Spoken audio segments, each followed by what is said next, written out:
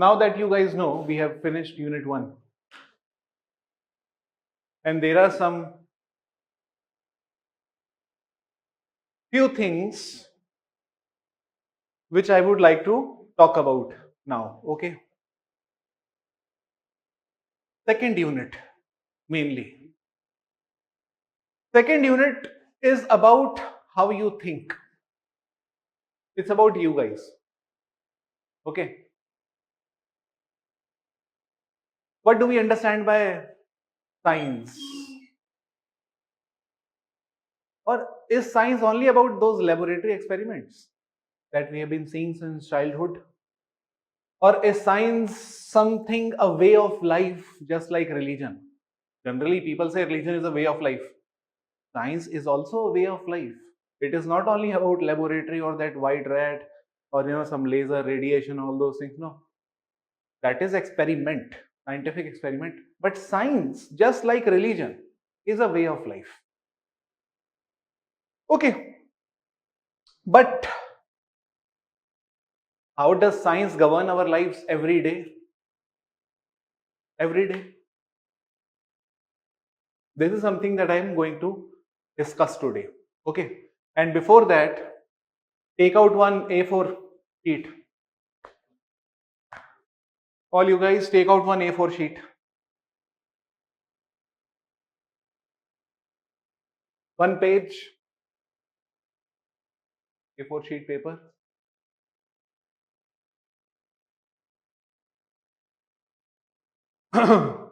Okay.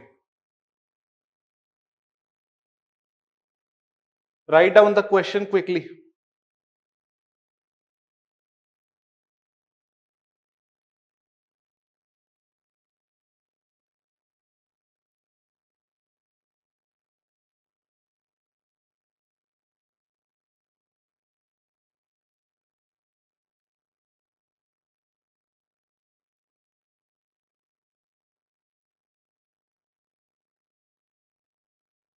Okay. Now,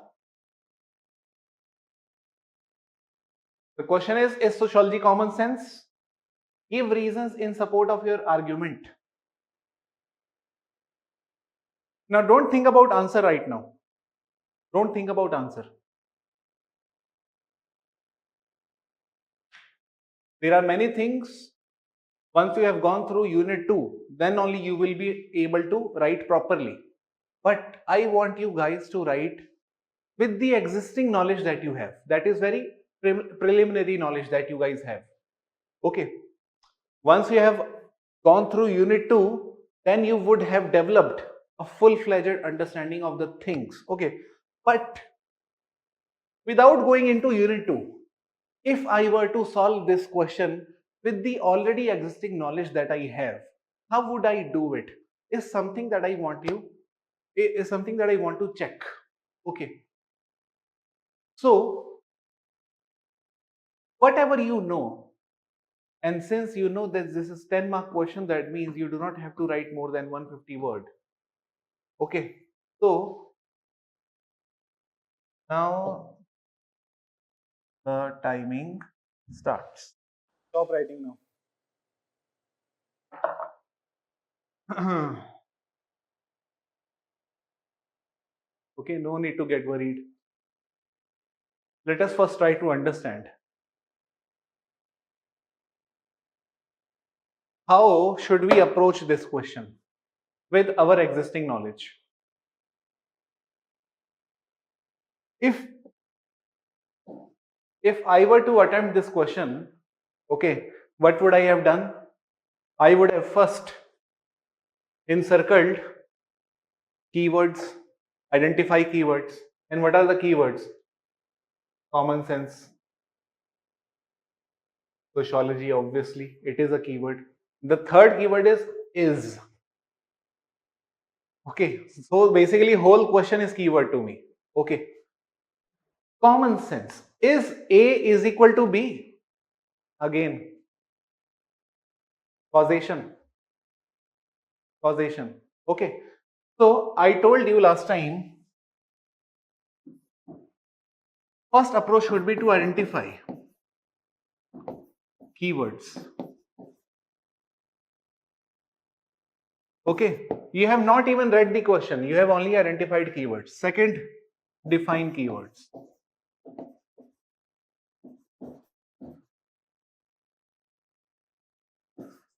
And third, now you read the question. Now, if you read the question is asking me, is A is equal to B? Is A is equal to B? I have defined both A and B here. Okay. Now, if someone is asking me, is A equal to B? That means he is asking me to draw a relation between them. Once you have drawn a relation between them, then you can say whether they are equal or not equal. Okay. Now, let us start with definition of the keywords.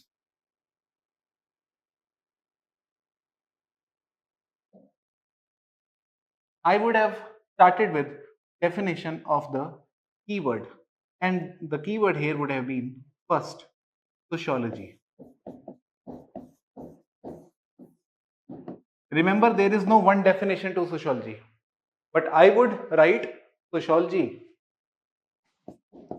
is a scientific study of society and human behavior.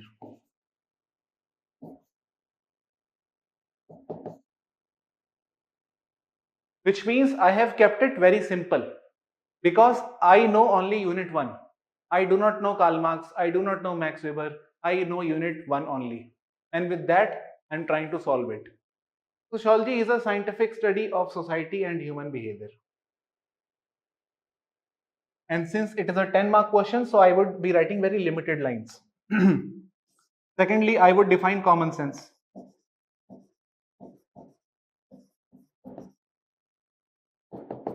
How do we define common sense? Of course, it is not scientific. One thing we know, although we are yet to cover unit 2, which is all about science, what makes something scientific. This is what unit 2 is all about. But still, with my preliminary understanding of science, with my basic understanding of science, what I would say is that common sense is not scientific. Although I may not know the exact meaning of scientific for the time being because I have not yet gone through unit 2. Okay. Still, I would say common sense is a set of knowledge characterized by opinions, assumptions, biases, or values, okay, etc. This is the max that I can do. I have read only unit 1 so far. Okay, this is the max that I can do.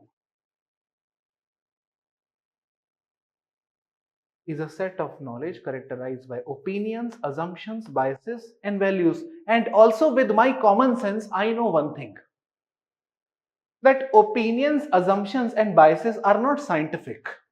Although I do not know the meaning of scientific, but one thing is sure, that these are not scientific. At least this much from my common sense again. I'm trying to define the meaning of science. Okay. Anyhow, I have defined the keywords. Now the next step was to read the question. Now I read the question, is sociology common sense? Now, on the one hand, I have said sociology is scientific. On the other hand, I am saying common sense is not scientific. Then how come sociology and common sense are equal? Okay, so first thing that comes to my mind is that both are opposite. Both are, because he's asking only, he's not telling you that sociology is common sense. He's simply asking you, is sociology common sense? So you will say, no, no, no. जितना पढ़ा है मैंने, जितना मैंने define किया है, उससे तो common sense नहीं है ये दो. So what I will do?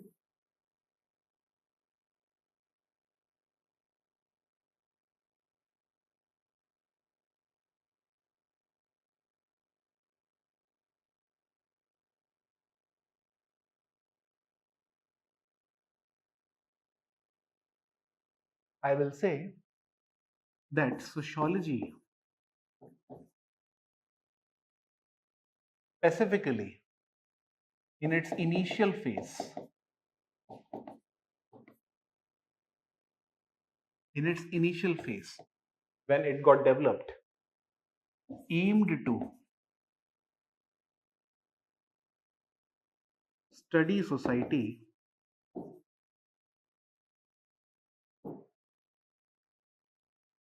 as a system governed by laws.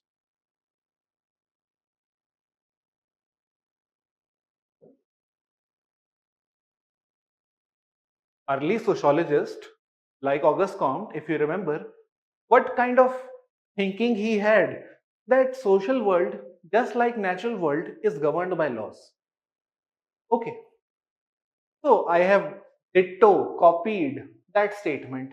Okay, sociology, at least in its initial phase, aimed to study society as a system governed by laws.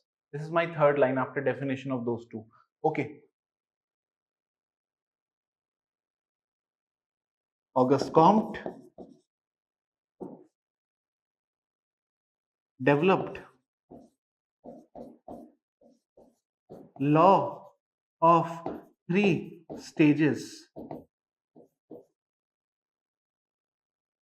Developed law of three stages. Okay, and he was heavily inspired from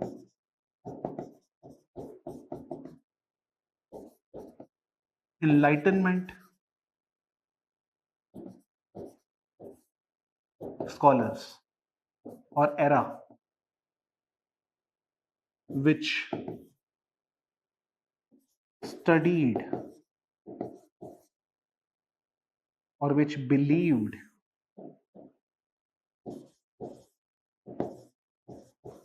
in the study of society with reason and experimentation.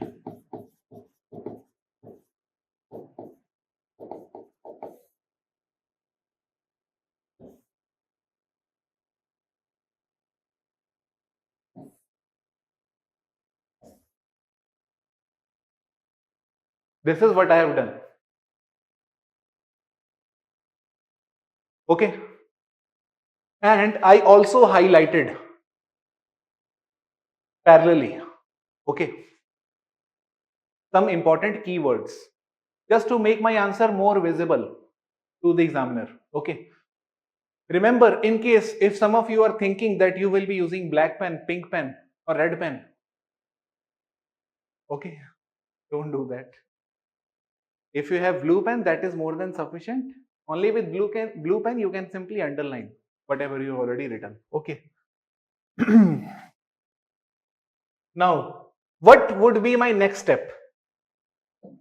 I have defined common sense, I have defined sociology, and then I said sociology in its initial phase aimed to study society as a system governed by laws.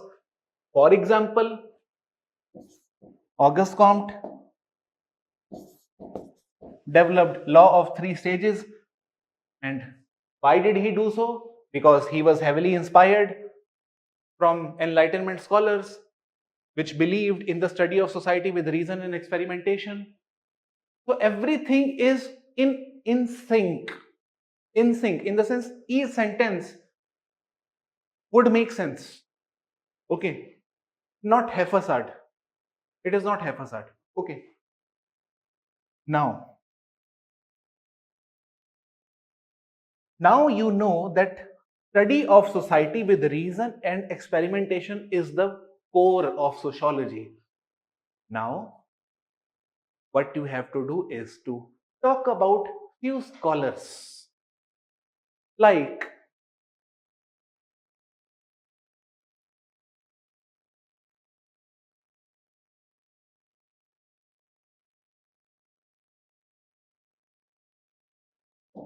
Andre Bete.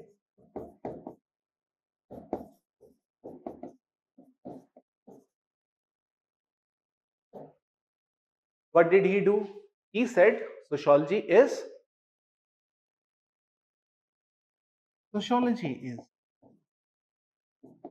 systematic study governed by data collection, classification,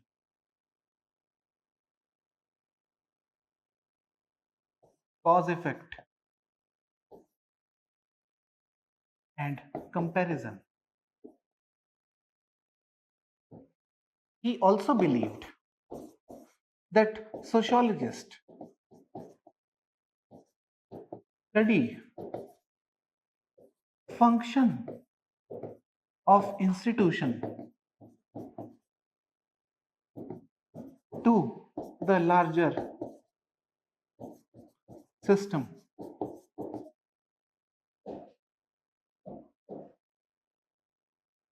Now what will I do? Remember, it is a 10 mark question. Remember, 150 word only. Okay. Now what will I do? Now I am getting anxious. Okay. Page ना भर जाए, बातें भी पूरी हो जाए, क्या करूं? अब मैं मुझे रुकना पड़ेगा. I will have to stop somewhere. I cannot keep explaining scientific form of sociology or sociology as scientific. Every time I am talking about data collection, classification, cause, effect, reason, experimentation, observation. No, I would also have to give some importance to common sense. So I would have to stop somewhere. And I have decided this is where I am going to stop. I would not be talking more about sociology as scientific study. Okay. Now that I have decided to make a stop over at this point, so the last thing that I would do now is highlight some other new keywords which were not there before.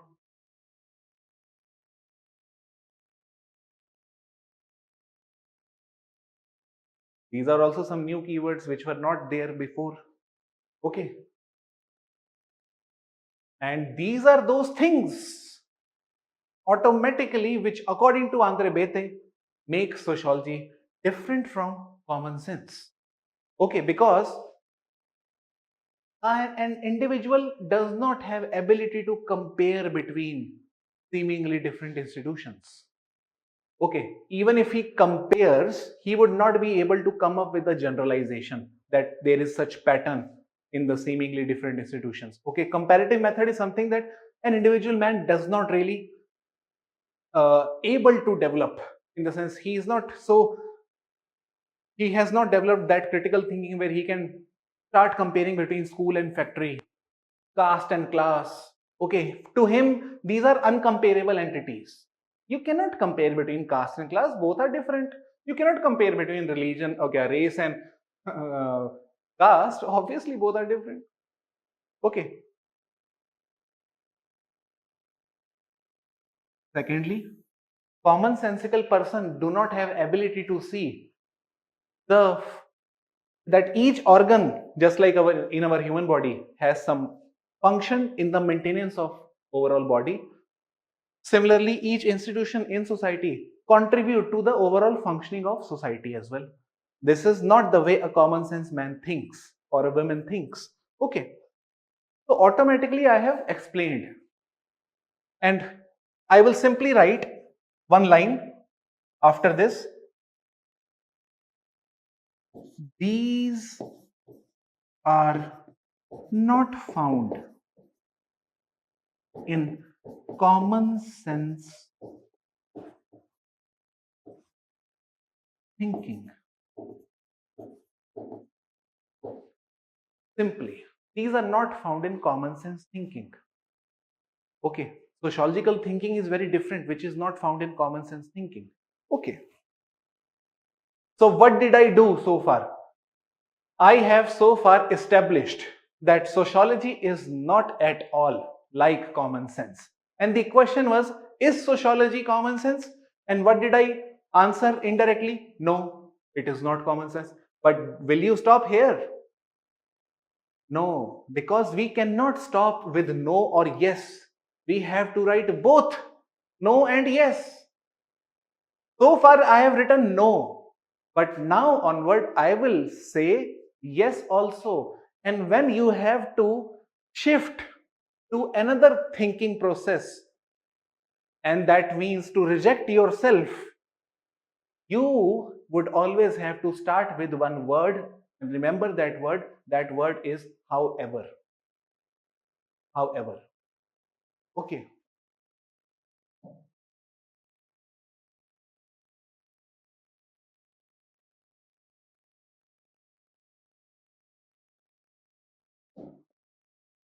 So far, I have established no connection between socio, common sense, both are opposite.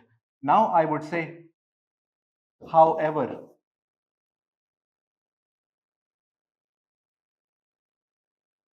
the moment you write however, you are forcing yourself to write something opposite to what you have written. You will automatically feel the force. You would not be able to write the same thing because you have already written however. Okay, however, later sociologists,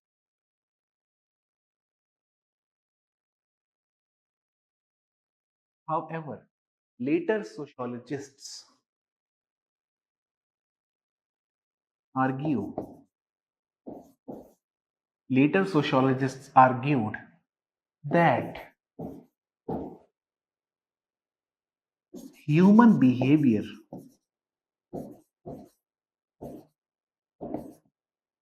human behavior is complex highly complex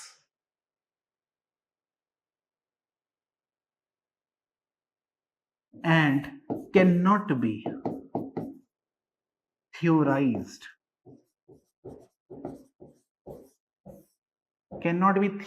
you cannot make a theory out of human behavior because human behavior is highly complex. Okay, you cannot predict in the social world this is what is going to happen to the society, this is what that man is now going to do. I'm going to give one example. Suppose there is one building, okay, and उसमें आग लग गई है, okay, fire का case चल रहा है, ठीक है. Now what will you do? Some of the people will run away because the building has caught fire, but some people, instead of running away, they will jump to the third floor and try to rescue the people. Can you theorize human behavior? Some will run away. Okay, this is okay. If there is such theory that you predicted they will run away, okay, I agree. But then how will you explain those people who are jumping on third floor without without thinking about their lives, risking their lives and trying to save those people who are in the building? You cannot scientifically study human behavior. It is highly complex. You cannot make a theory out of them. Okay. Later sociologists argued that human behavior is highly complex and cannot be theorized. And therefore,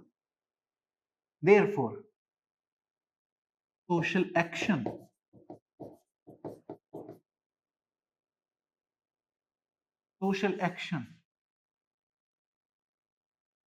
should be studied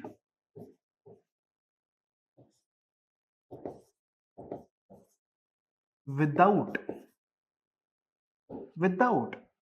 bothering about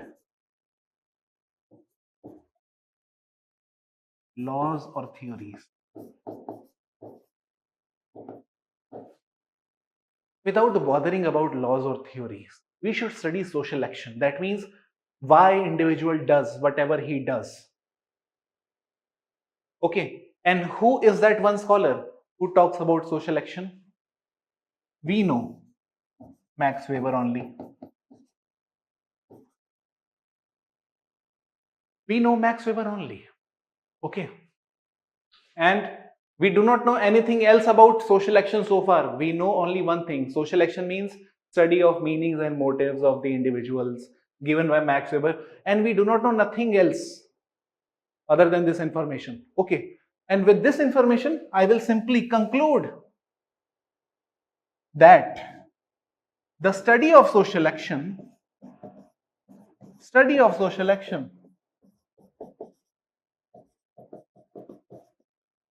brings sociology closer to common sense,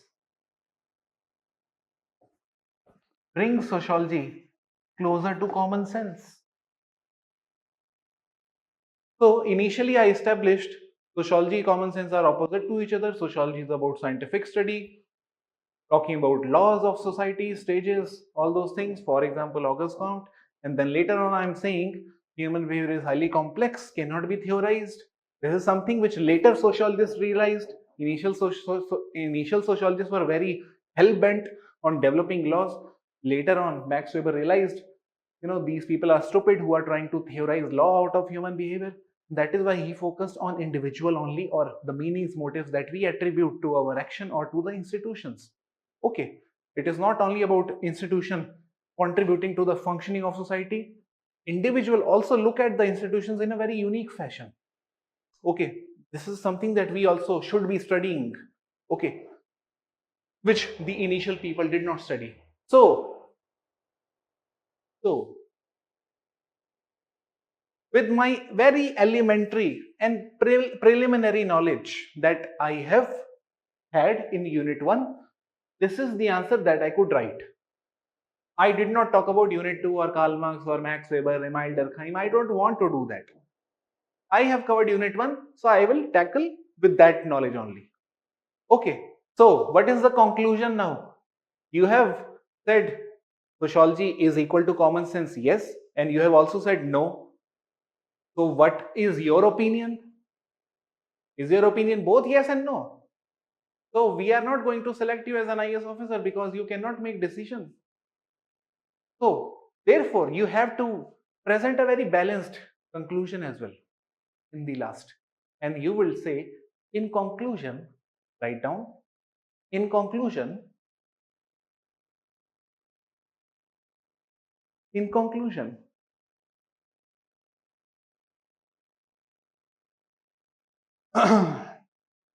in conclusion,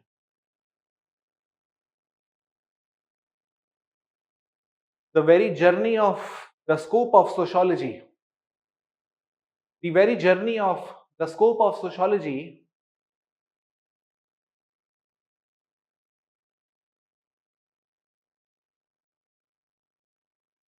the very journey of the scope of sociology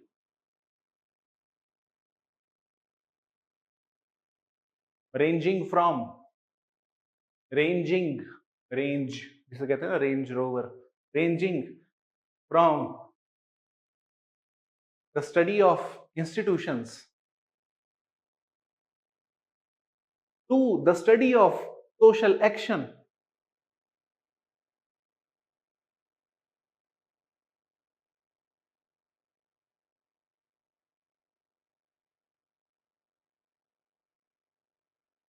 reflect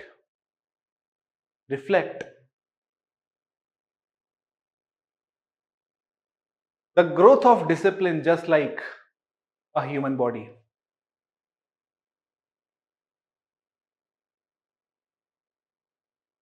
Reflect the growth of discipline just like human body. Our body matures after a certain point of time. Sociology also got matured later on. Initially it believed, no, मुझे तो यही chocolate चाहिए, यही chocolate खानी है. फिर हम बड़े हुए, नहीं, चॉकलेट नहीं, sorry, I don't want chocolate.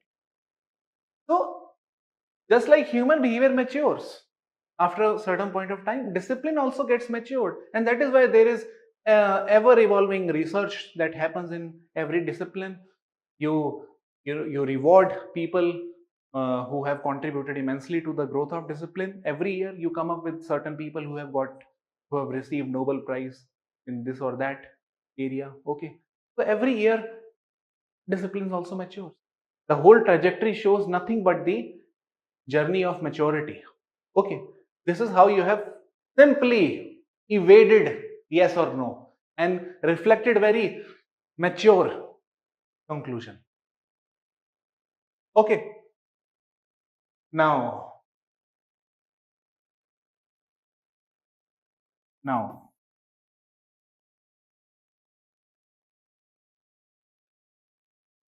did you guys realize one thing?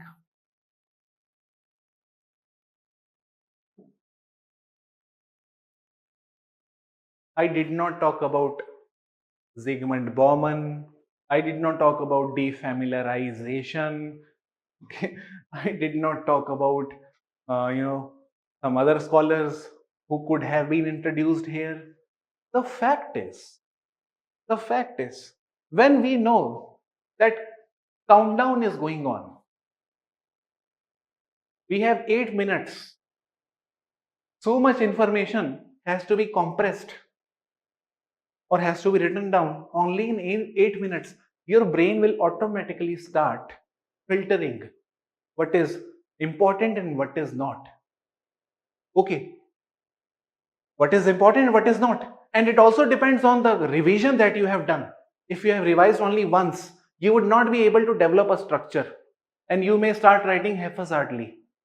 If you have revised multiple times, you will again feel confusion. Should I write this scholar here? Is it relevant, or should I skip it and talk about this man? Okay. And then the third stage comes when your mind is very clear. Okay. The third stage, when your mind is absolutely clear that this is what the structure should be, whatever comes to my mind, I will write. Because in the third stage, you do not talk about content, you talk about form of the content, and that is more important. Okay, just like formalist scholars, they talk more about form of relationship, not the content. If you have proper form in the sense presentation and the clarity of thought is very much reflected in the writings that you have jotted down on the paper, then you will get marks irrespective of which scholar you have used or not, unless you have written completely wrong scholar. Okay, so structure is more important than content. Okay, now, okay, now if you do this kind of exercise, you will automatically come to realize that there is no point in reading multiple sources. There is no point in this, is something that you will automatically understand. I don't want to say it. Okay. I want you guys to realize it, that we should not be reading multiple sources, because at the end of the day, वो 8 minute जब चल रहा है और हमें लिखने को इतना कुछ है, it will create more difficulty for us. Okay. Okay. So limited information, unlimited revision is equal to clarity of thought. Okay. Now,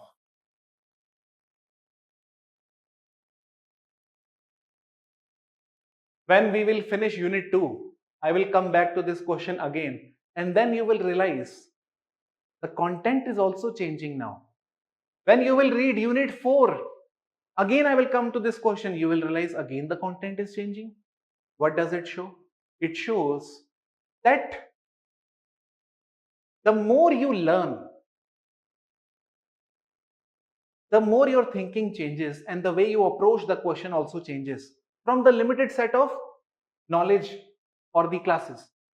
Okay, automatically you will start inculcating more things in your thinking and writers or scholars in the answers. Okay, so this was about the writing aspect. Okay, now this Friday, this Friday, all the teams that we have made, okay, how we are going to go about those teams will be discussed. Okay, the questions are going to be divided across the teams. Okay, I'll be dividing the questions, previous year questions, okay, according to the teams.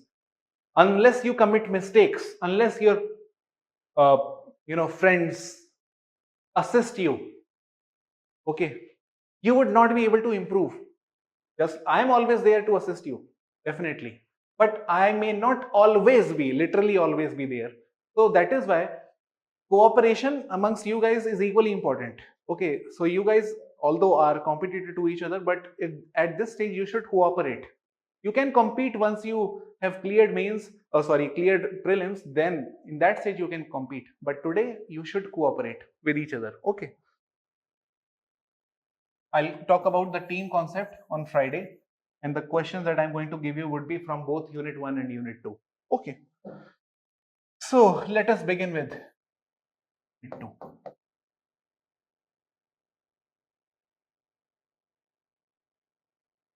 The name of unit is, okay, and one more thing before going to unit 2. Uh, you can encircle those questions which encircle those questions in unit 1 previous year question paper according to Vishal. Okay, you can encircle those questions which you do not have to write answers on for the time being. Okay, what are those questions? Okay, I'll do this exercise on Friday only. Okay, let me not talk about it for the time being. Let us begin with unit 2 only. Sociology as science.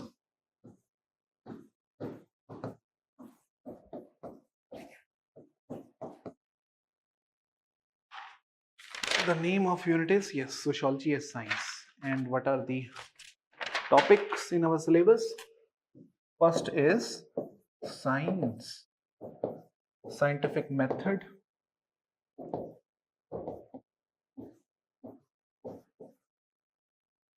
and critique.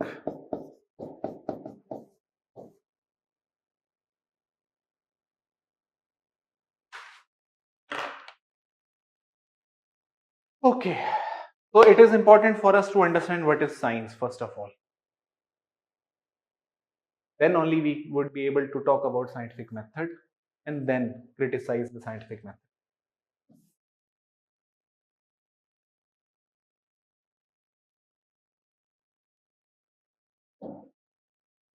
Now,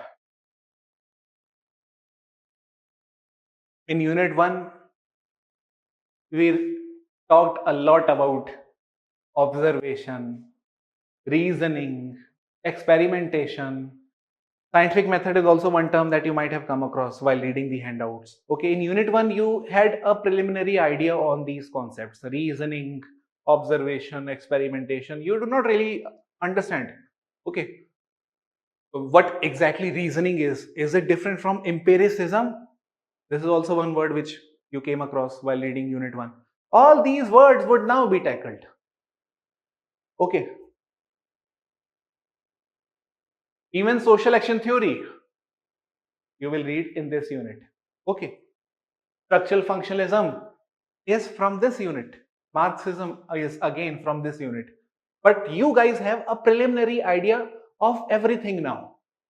Okay, let us start with science. And even before science, let me talk about reasoning.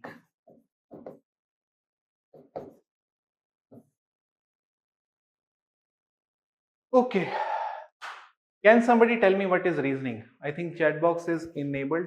Let me see.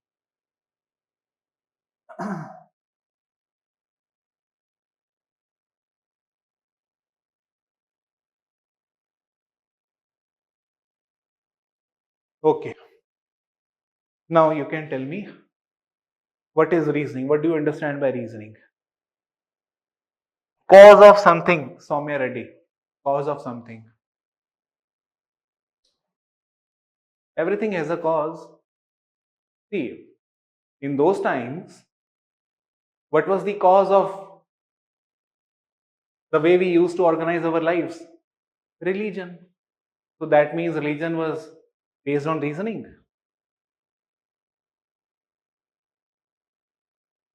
Rational thought. Employing rational thinking, rational thought, analytical approach. Okay.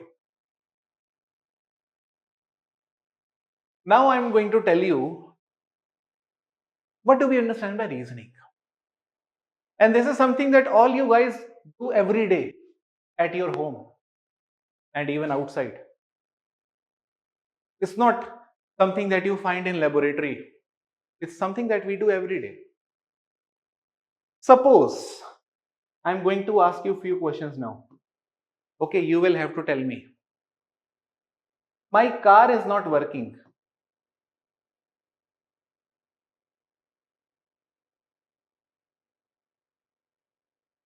I have a car.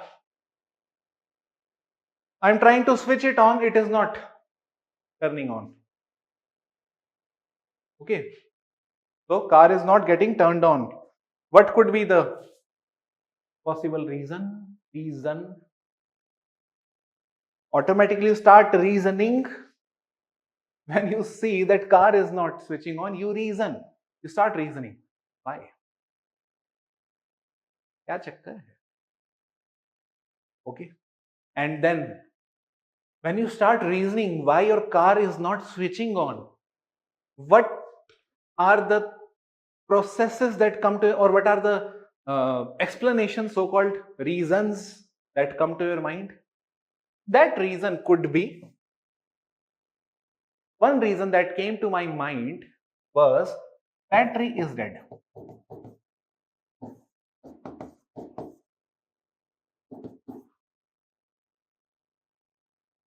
This is one reason that came to my mind. Battery is dead. Okay. Right? Second, what else did I think?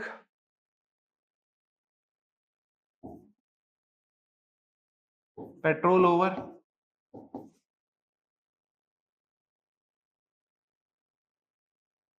Second reason could be that my car has run out of fuel. Okay. What could be the third reason?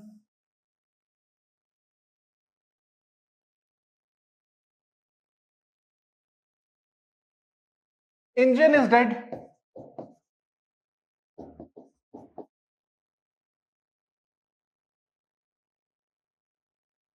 This could be the third reason. What could be the fourth reason? I'm sitting in someone else's car. I'm sitting in wrong car. ये car मेरी है ही नहीं. Okay, I thought this is my car, but it looks so much similar to my car. Sorry. Okay, this actually I thought it was my car. Sorry. Now you have entered into your car also. Still it is not turning on. Maybe because the keys that you have in your hand are not the right ones.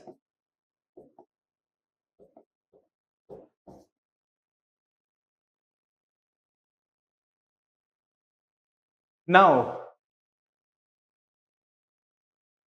what is this? ये जो मैंने यहाँ पे drama किया पूरा, ठीक है, ये सब क्या है?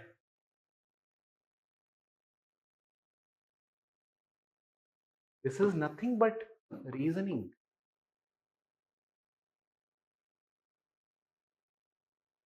I'm trying to reason out as to why my car is not turning on or functioning. Right? Now, the next step. I am the driver. The first thought that came to my mind was battery dead hai pakka. Okay.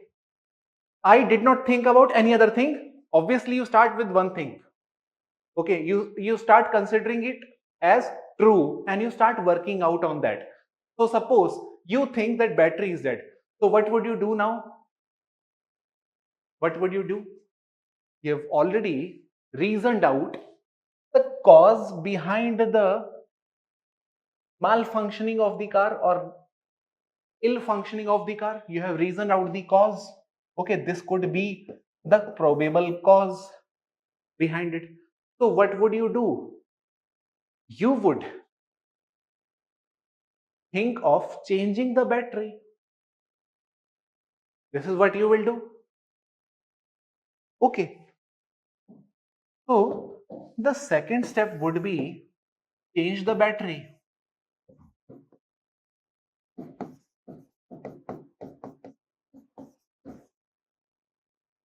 Okay, today I want to work on your thinking, how we think, because it is important.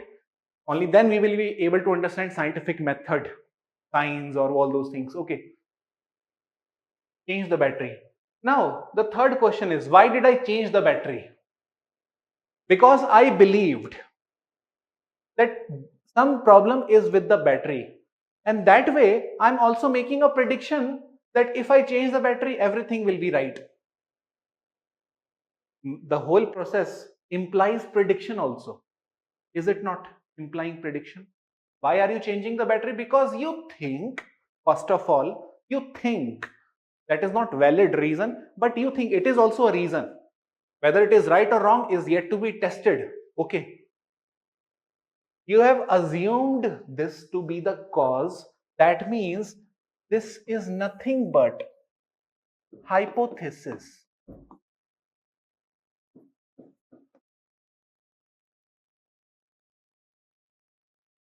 यहां तक clear है?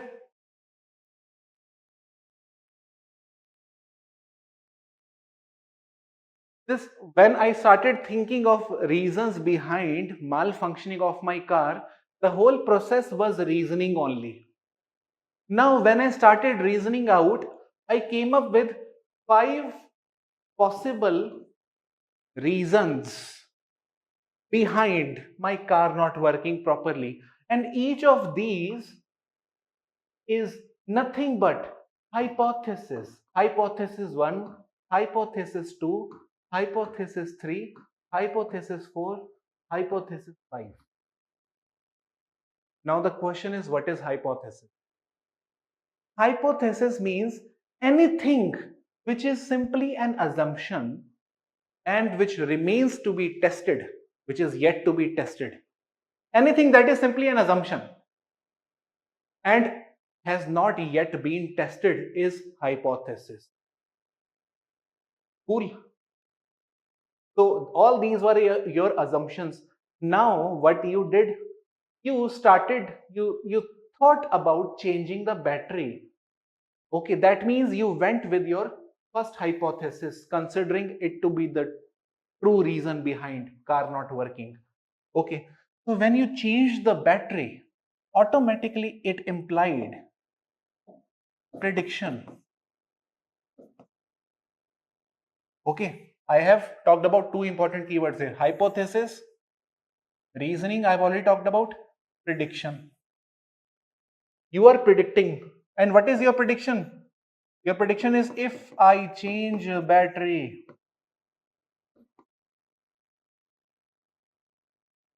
car will run properly. Car will run smoothly. This is why you are changing the battery. Otherwise, there is no other reason. Okay. Hypothesis, prediction. Now, what will you do? You changed the battery. Okay. Battery got changed. And now, car is not functioning. Car is still not functioning.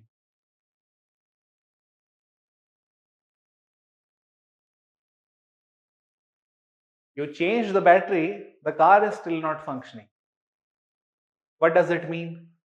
That means that you went with the wrong hypothesis.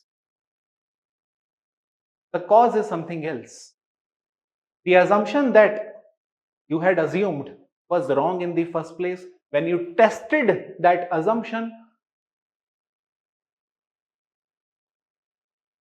you got to know that this was not valid reason.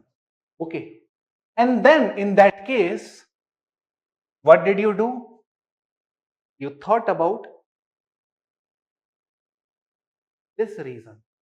Petrol petrol की गड़बड़ है petrol की गड़बड़ है Okay, now this is the second hypothesis.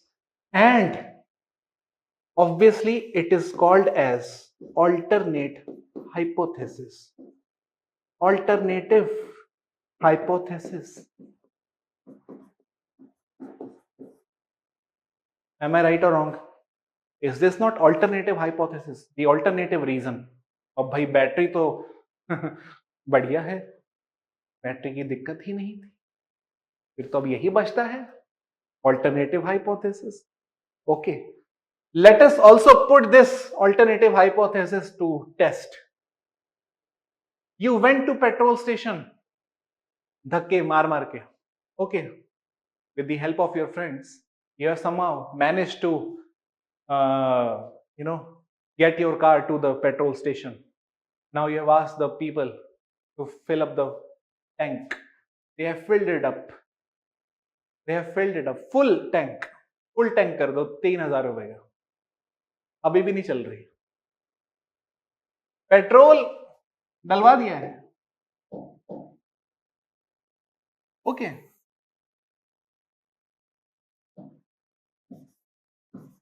Full tank. And what was the prediction? You thought if you make it full tank, car will automatically start functioning. What was the result? Car is still not functioning. Car is still not functioning. Now, you tell me, is this not the way we think in our everyday life? Every day, we identify the problem first. What is the problem? And we identified that my car is not functioning. Now, you guys, I'm talking about these sociology people. Okay, the students. You guys also identified one problem. What was the problem?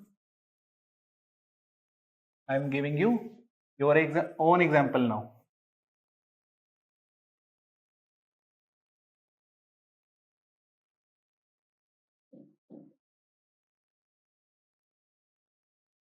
First, identification of problem is important. Only then you start reasoning.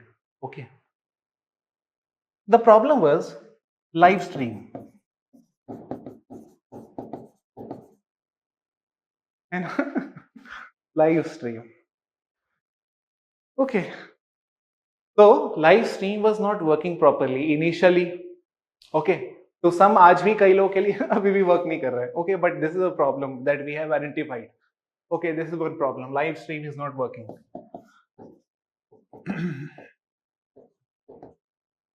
What will happen? You started reasoning out the possible causes. Okay. Anxiety हो गई एकदम, tension में आ गए. First possible reason, which means hypothesis है. Whatever I'm going to now tell you would be hypothesis because it is yet to be tested, not tested. First hypothesis was something is wrong with level up technical team.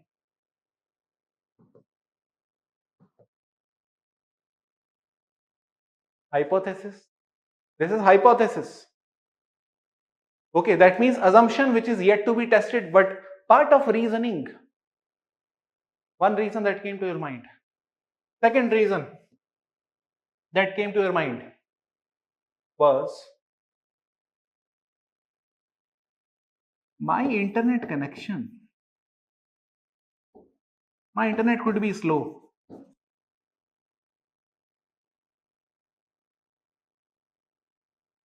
Hypothesis. Yet to be tested. Third,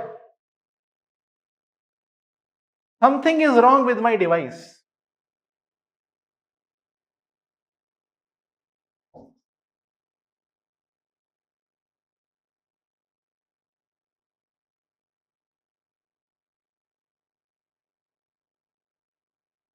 What else could be the reason?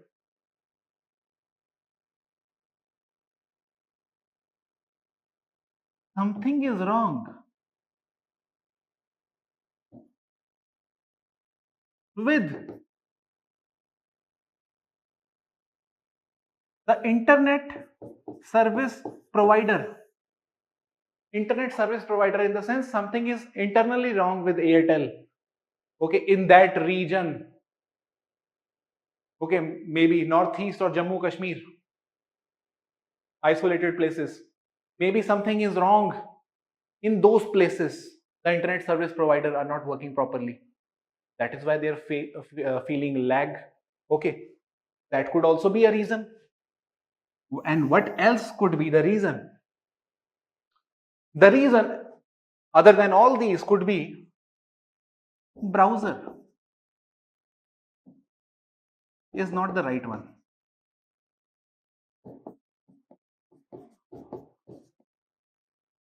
Browser, Mozilla, Chrome, okay, Safari.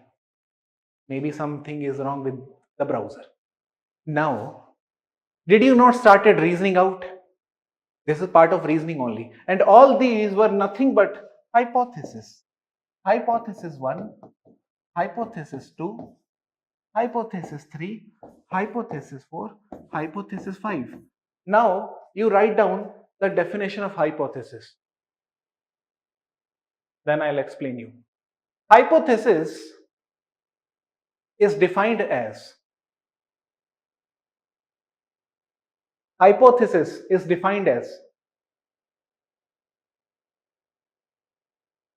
any statement any statement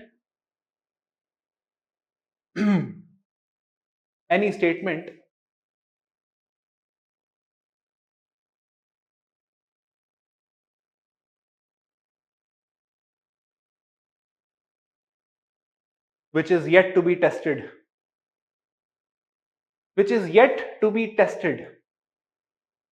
Any statement or any assumption which is yet to be tested, okay, is hypothesis only. Okay. Now, what did you guys do? You believed this to be the cause. Cause yahi hai. Okay. So you believed that it is not hypothesis, this is the cause. Okay. Now, if we consider this hypothesis to be correct, this assumption to be correct, then what will we do? We will try to change the internet service provider from our end. Okay. If we consider this to be a valid assumption, the second step that we will do is to change the internet service provider. Okay. Or by higher bandwidth, something like that. This is what we will do. Okay. Which automatically implies prediction. We are predicting that if we do these things, then there will be no such issue and students will no longer face any such issue from our end. That means our steps, corrective measures involve prediction unconsciously. Okay. And that prediction is, it involves prediction basically. And what is that prediction? Prediction is, if we do second step, everything will be fine. If we do second step, this is second step. If we do second step, that is change the ISP by higher bandwidth, everything will be fine. This is prediction. Now we have changed it. We have changed it, but still the problem persists. That means what? This hypothesis is nullified. Nullified.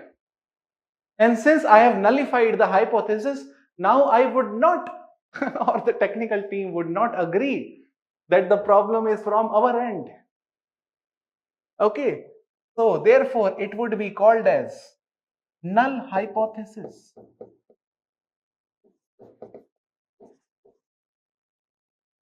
Null. Because nullified, it has been nullified. That is why it is null hypothesis. And when you nullify hypothesis, what is the second step? You start thinking of the alternative hypothesis. And these are your alternative hypotheses.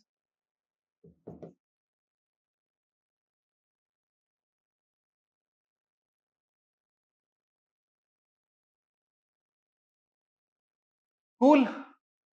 Now write down one line.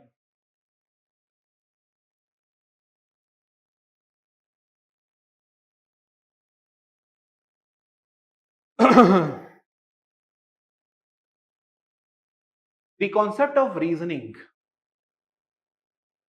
The concept of reasoning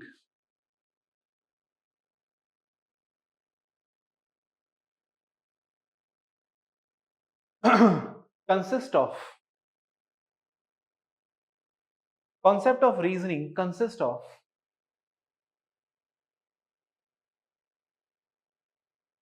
development of hypothesis, development of hypothesis,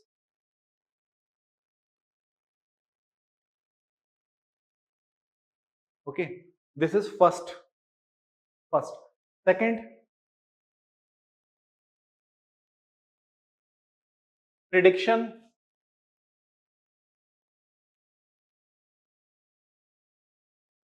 Third, experimentation. Now you will ask me, sorry, experimentation तो अभी आपने word use किया नहीं था, अब कहाँ से आ गया? Was this not experiment? Changing the ISP is experiment only. Changing the battery is experiment only, na? To see whether my prediction that if I change battery everything will be fine is correct or not. So once you predict, you experiment also to see whether your prediction is right or wrong. So third step is obviously experimentation. And fourth step, what could be the fourth step? Obviously, either confirmation of the hypothesis or rejection of the hypothesis. Fourth step, confirmation or rejection of the hypothesis.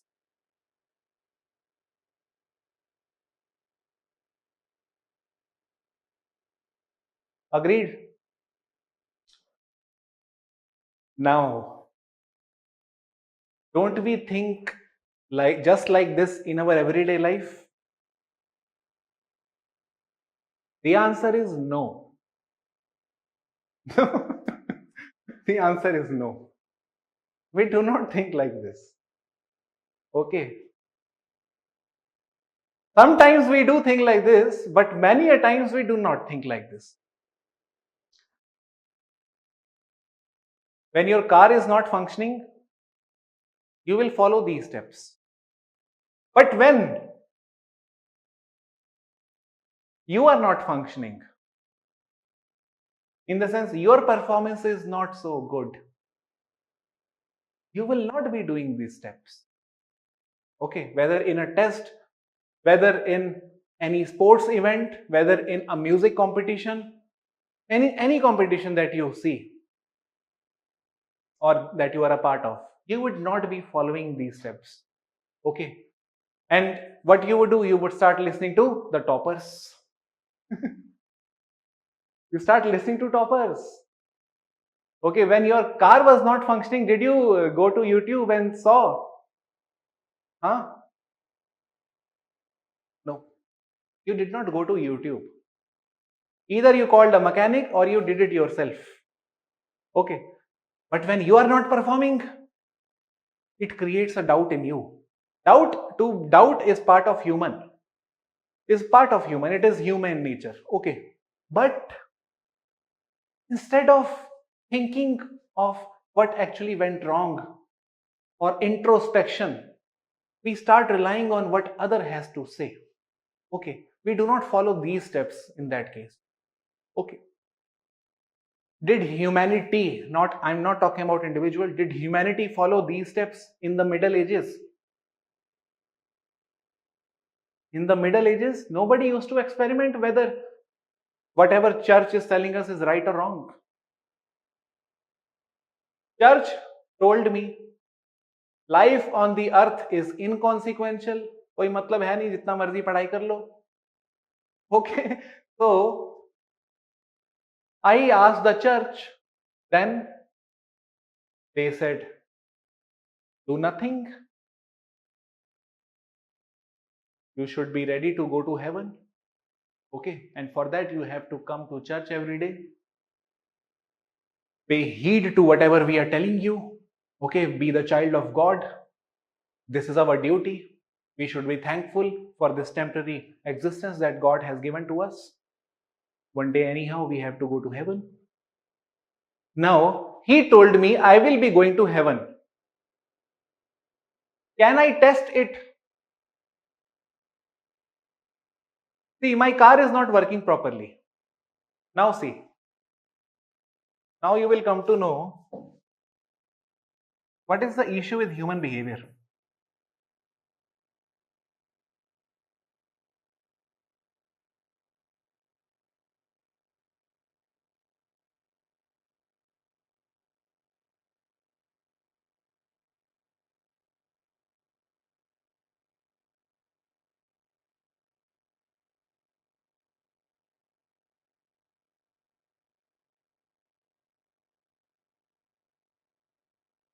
Someone told me, you are destined to go to heaven. Destined. जाओगे ही जाओगे. You will go to heaven. Okay, someone told me this. Okay. What did I do? Did I question him? Or did I have any sort of doubt in those times? If I had no doubt, if I did not question him, I simply bought this information given to me by the church. There is no point in talking about hypothesis. And if there is no point in talking about hypothesis, there is no point in talking about prediction, experimentation, which are the later stages. Agreed? Yahan tak? Okay. But you guys also know this very well, that it is only during the Middle Ages or right after the Middle Ages, some charismatic personalities dared to challenge this notion and talked about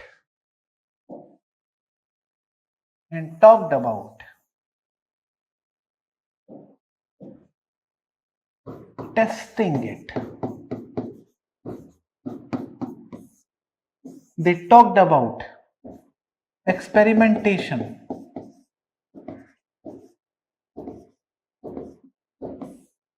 They talked about prediction. And all these things makes us what we are. The man who doubts. The man who reasons, who's a reasoning being, a rational being, rational, someone who thinks, someone who doubts, someone who tests the given information, someone who experiments, someone who predicts, someone who observes all by himself. This is what those great men started doing. Copernicus, Galileo Galilei, Isaac Newton. That is why they became famous. And so was the case with Hobbes, Locke, Rousseau, Voltaire, Mary Wollstonecraft, Adam Smith. Agreed or not? They also had multiple hypotheses, and they started predicting and experimenting with those hypotheses, and then they finally said that capitalism is better than mercantilism, okay, or the the sun is at the center, it is not the earth which is at the center. With this is something which I have observed through telescope, and I have multiple calculations before me to tell me all these things. That means we used to predict, observe everything, we used to do all by ourselves. Okay, so this was all about reasoning. This was all about reasoning. Now write down one line.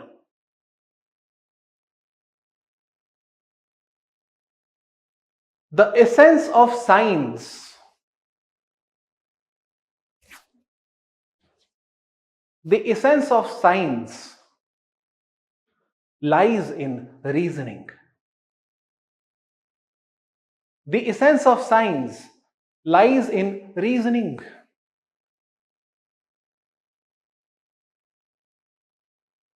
Okay, and when I say the essence of science lies in reasoning, what does it show?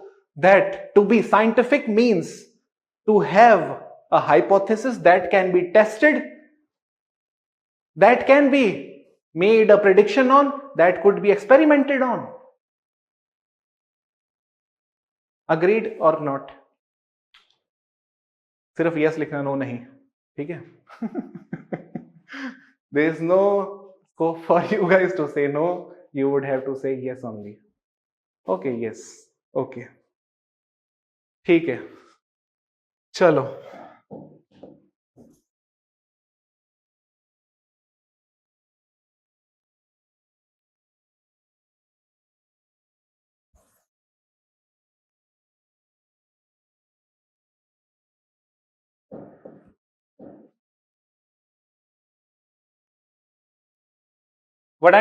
Whatever I'm telling you today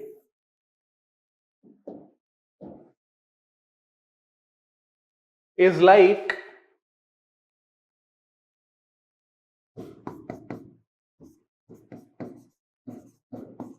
I hope the spelling is right. Itinerary.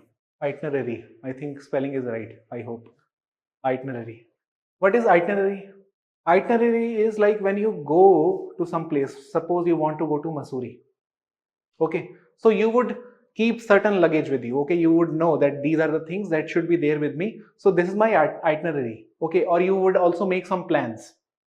Okay. That this is the spots that I should be visiting once I go to Missouri. The whole travel plan is your itinerary. Okay, so what I'm telling you today is nothing but itinerary for unit 2. Basic ingredients that you should have before you make Maggie. This is what I'm telling you, the basic ingredients before you understand unit 2. Okay. Next line.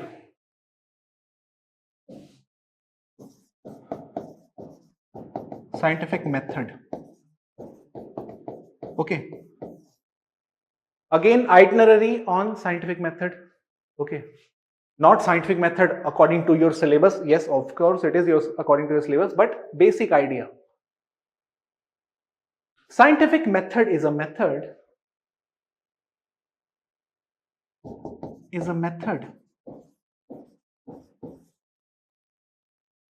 which involves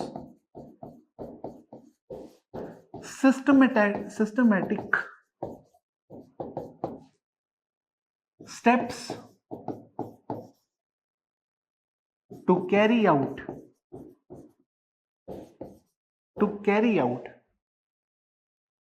experiment and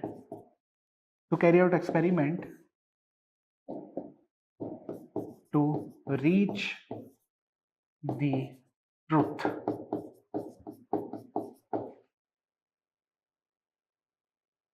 Systematic, it is a method that involves systematic steps to carry out experiment to reach the truth.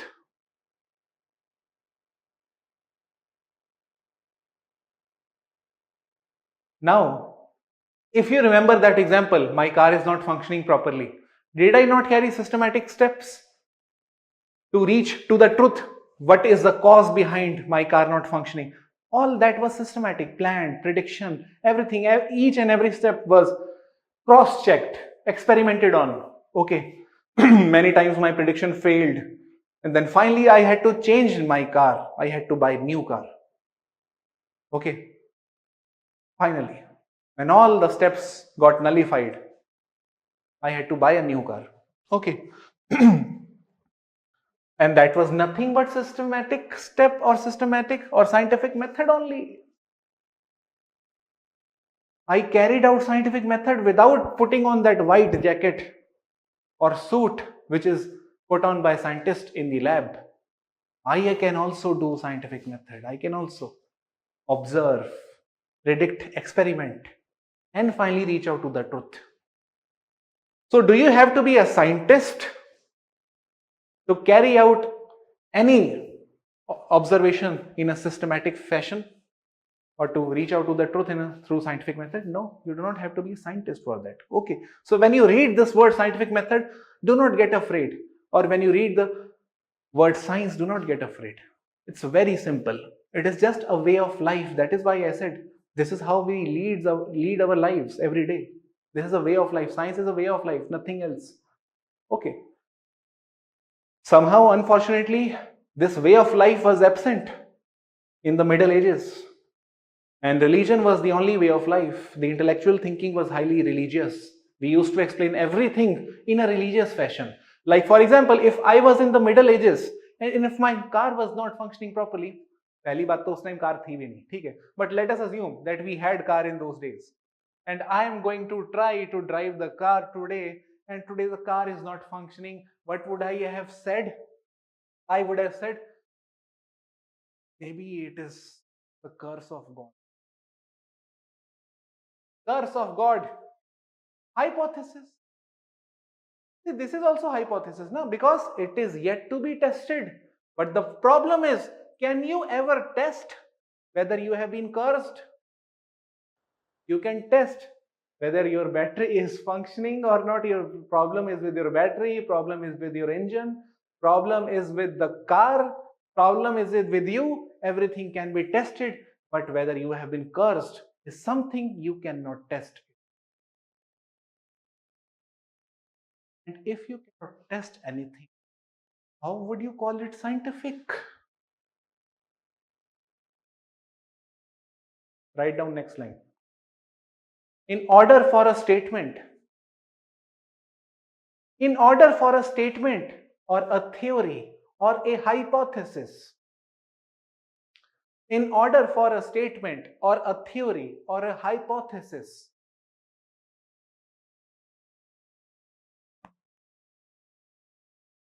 in order for a statement, theory or hypothesis to be called scientific, in order for theory, hypothesis or statement to be called scientific, it should be testable, comma, it should be testable.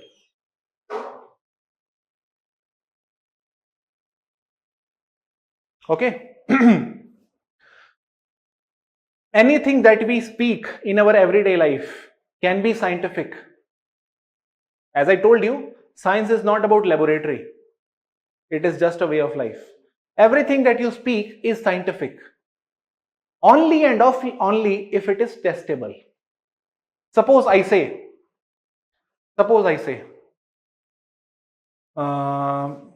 I'm coughing a lot. I think I have contracted coronavirus. Now, is this statement scientific? Yes. Why? Because it can be tested. Tested or not? It can be tested. Okay. And this was my hypothesis that I might have contracted corona. The second hypothesis that I had in my mind was something else. Okay. That may be casual. I just had a cold drink over that hot stuff. So obviously it is natural reaction of the body. No need to get worried about it. So we had multiple hypotheses, but I went to that clinic, got myself tested. I did not find coronavirus. So I became happy that, okay, I don't have coronavirus. But that does not mean that you do not have coronavirus. The problem may be with the experimentation, which is the next layer. Next layer, that a layer that I don't want to go into right now. I just want you guys to stick to the basics first. Okay, first day, because it is. Okay.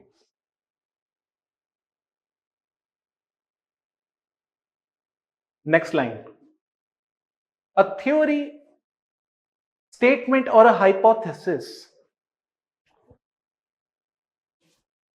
A theory, statement, or a hypothesis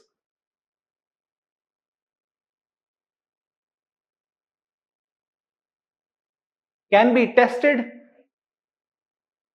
can be tested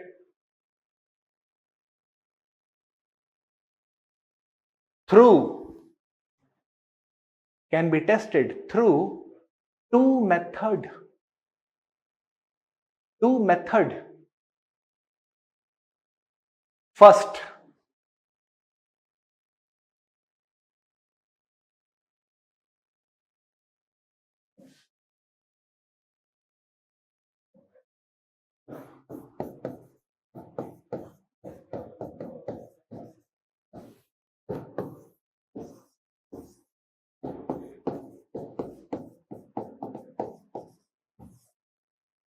induction or inductive reasoning.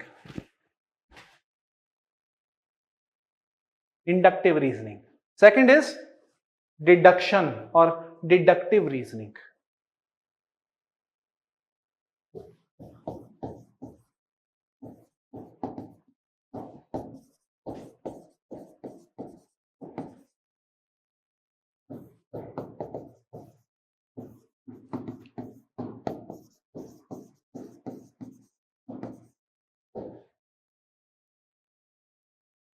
Okay.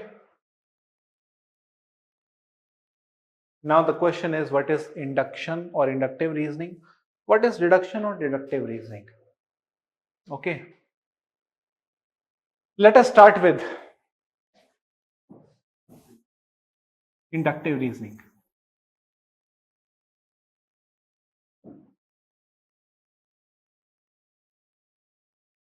What is inductive reasoning?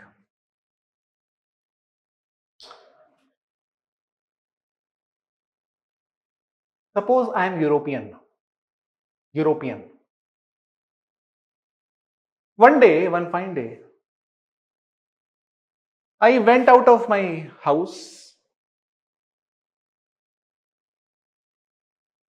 and sat by a chair around the lake. Okay. And in that lake, I saw beautiful swans.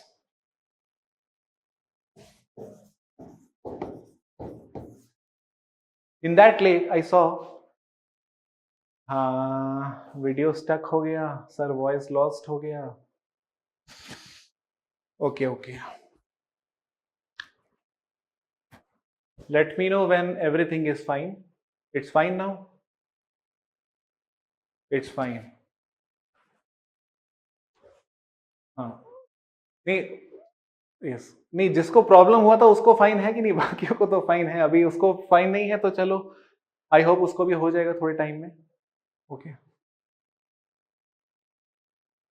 Now fine. I am a European. I went outside my home, came across a beautiful lake wherein I saw beautiful swans. In the lake, I saw beautiful swans. When I speak the word swan, I hope you know very well. What comes to your mind? That white color, beautiful swan comes to your mind. Okay. Since I am a European, I sat on the table, okay, clicked some pictures of that swan, also clicked some selfie, okay, uploaded it on my Facebook, got some likes. So this was all about white swan story, okay, the word swan. But I told you that I am European. Now when I saw some more swans like this, the next day or even the next day after next day or till next year, I kept on seeing such kind of white swans. Ultimately, I developed this generalization. Yeah, all swans are white. All these swans are white. Yesterday I came across 5 swans, white. Day before yesterday, 10, they were also white. I went to Norway also. I was in England. I went to Norway also. There also I found white swan. So that means swans are white only. All swans are white. Now, I saw 100 swans in Europe, and my conclusion was all swans are white.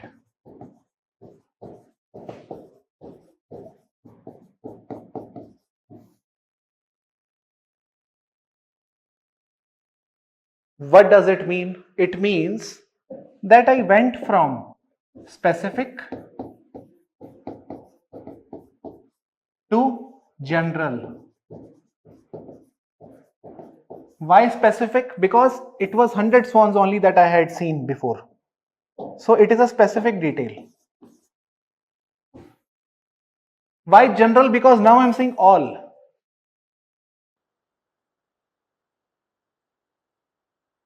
Agreed? This is also reasoning. Do we have such kind of reasoning? Yes. In our everyday life, we do have such kind of reasoning also. Okay, this is second form of reasoning. The first form was something else. I will tell you the name of that, obviously.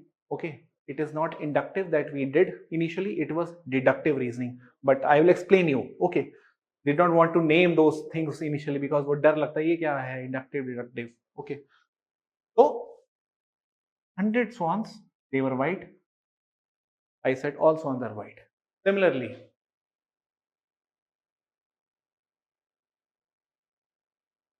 you came across few people from a minority community you met for the first time. Okay, you started looking at their behavior, the way they behave, the way they pray, the way they eat. Okay, and then you made a generalized statement, all these minorities are like this, all these minorities are like this. So we do that. Social media is full of that. Social media is nothing but reflection of our inductive reasoning. Okay, now the fact is, one fine day I went to New Zealand.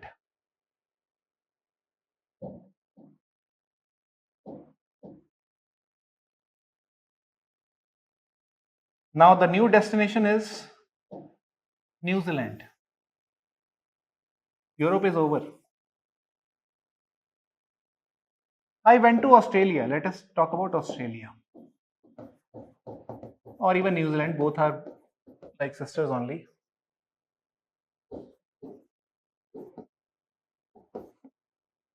I had only one thing in my mind. All swans are white. One day I went to New Zealand. Then I asked someone, which bird is this? He told me swan. I said, swan? Swans are white, na? This is black. So he told me, no, this is also swan. Then I got the shock of my life. Oh, swans are black also. I thought all swans are white. Now, what does it show? It shows, it shows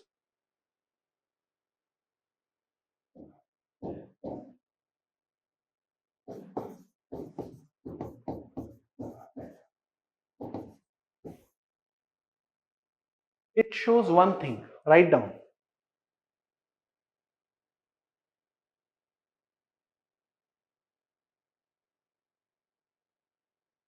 The biggest problem with inductive reasoning is the biggest problem with inductive reasoning is hasty generalizations. Hasty, जल्दबाजी में हम बोल देते हैं अरे सब ऐसा ही है, थोड़ा बहुत देखा है सब ऐसा ही है.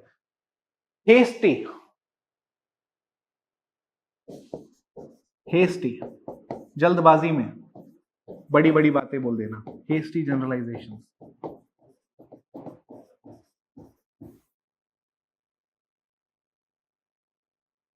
Okay, who has said it? David Hume.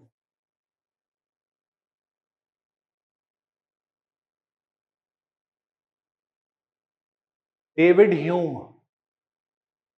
I hope you know David Hume. In the notes, he was there. Okay. David Hume is a very great man, scholar from Scottish Enlightenment period. He talked about skepticism, doubt, empiricism. Okay. Hasty generalizations. This is the problem with inductive reasoning. This method this method or reasoning involves moving away from specific towards general.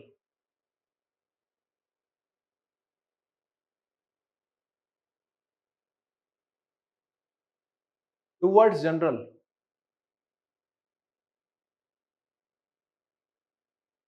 And finally, a theory is developed. And finally, a theory is developed.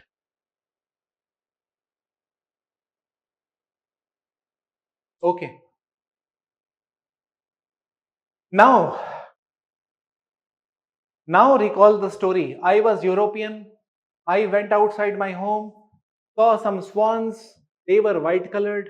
Next day also I went to another street. Again I came across white swan. It happened for 1 year. One day I got flight to America. Okay, sorry, Australia. I landed up in Australia. There I came across black swan. Now the fact is, did I ever, before saying that all swans are white, did I ever test my statement? Before saying that all swans are white, did I ever test my statement? I did not test my statement. I relied on what? Only on my observation. Only on my observation.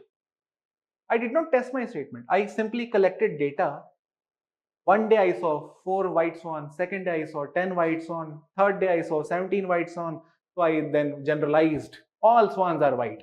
I did not test my statement. I simply collected data and generalized, made a generalization out of my data. Okay. Inductive reasoning, next point. Inductive reasoning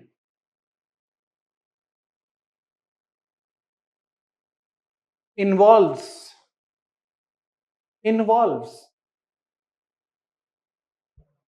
data collection,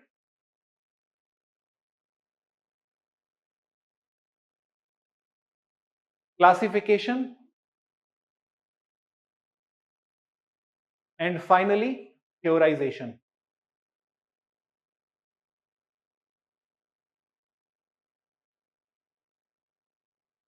Okay, which means which means which means there is no method involved. There is no method involved to test inductive reasoning.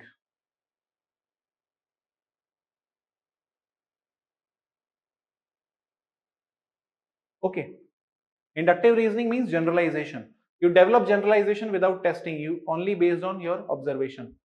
Okay, so inductive reasoning is purely not based on test, purely it is based on collection of data and generalization finally. Or you do some experiment also, but those experiments are also done to prove what you think is right.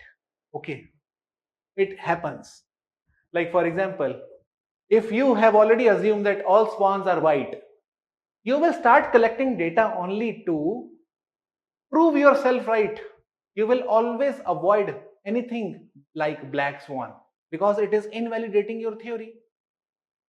Okay, जैसे क्या होता है? I'll tell you one example. Suppose you the prelims examination. Okay, suppose you are writing exam. It is your prelims today.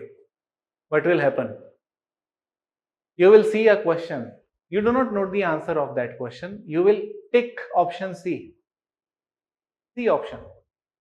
You will come back home. Okay. Now you will start collecting data to prove that C is right.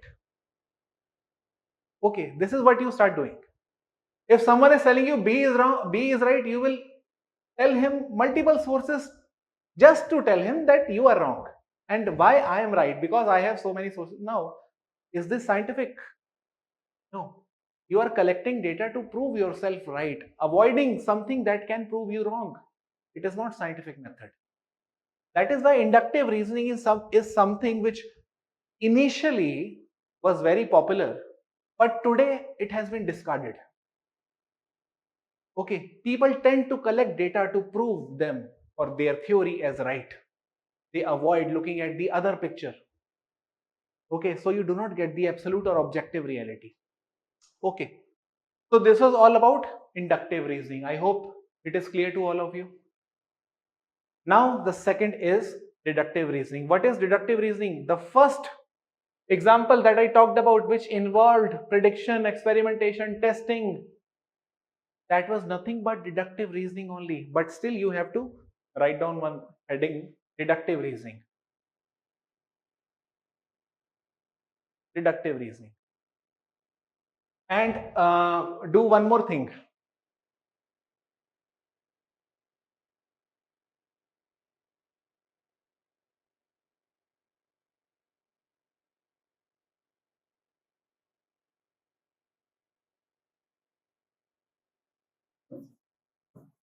Write it like this: deductive slash hypothetico deductive.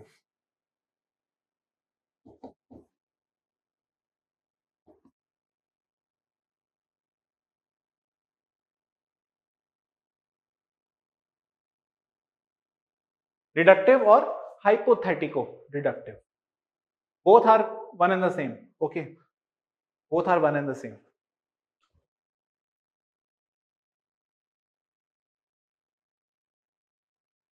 Generally, you will find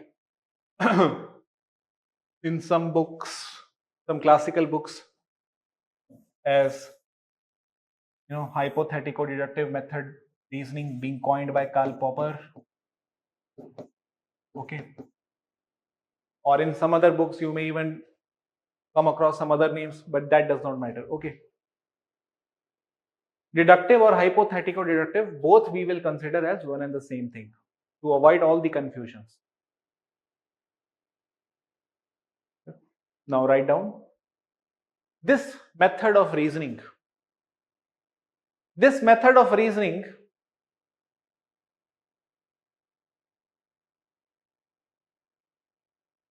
comma, unlike inductive method,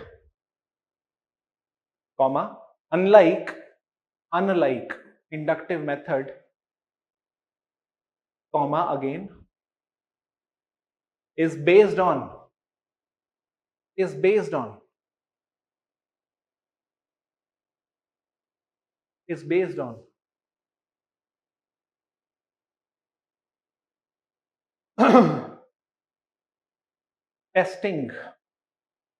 testing is based on testing. Okay, that means could be right, could be wrong as well, but we have to test whether it is right or wrong. Okay, just because we have seen 10 or 20 odd swans does not mean that we cannot be certain that yes, all swans are right. We have to test. We have to go to multiple countries to see, not just simply situate ourselves only or limit ourselves only to Europe and say that all swans are white by sitting at Europe. Okay, and this is the kind of generalization that Europeans have made about non-European people. Okay, just by sitting in Europe, they have made some armchair philosophers. I don't know if you have heard this term or not. Armchair philosopher. Armchair matlab those people who sit on their chair and theorize about world. Those people who have not even gone anywhere outside of their location, they are talking about the world. This is inductive reasoning only. nothing else. Okay. Anyhow,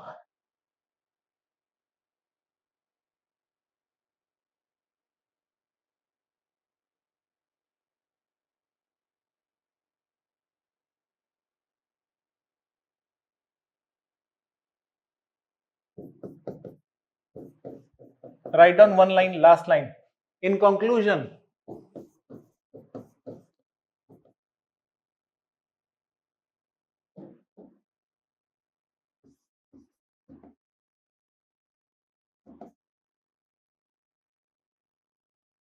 in conclusion, inductive method is based on verifiability principle,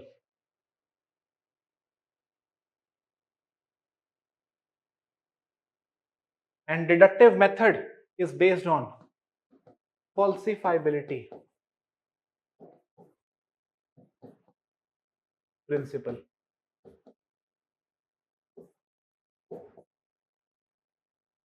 In conclusion, inductive method is based on verifiability principle, and deductive or hypothetical deductive is based on falsifiability principle.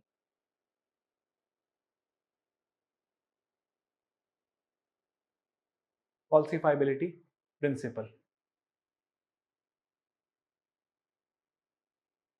Okay. Now, what is the meaning of these two words? Verifiability. Simply, I am repeating the same thing because this is nothing but a flowery word for the same thing only. Okay. I saw 10 swans, they were white. Then I saw 20 swans, next day also white. Okay, then I saw 30, they were again white. Okay, so I kept on looking at the data that I have, and the data shows me that 100 swans are white. Okay, so I developed this generalization, all swans are white. All swans are white. Now what will I do? What will I do? Wherever I will go, I will try to prove this statement right.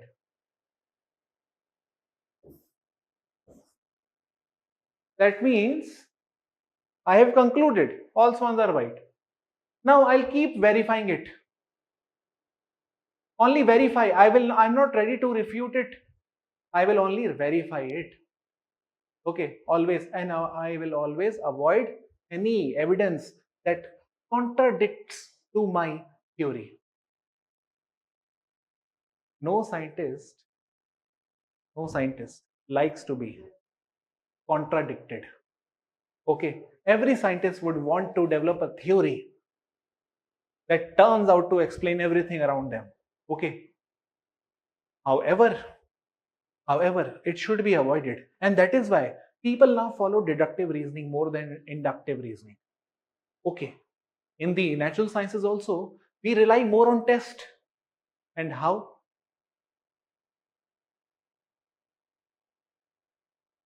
I hope you know about this guy, Albert Einstein.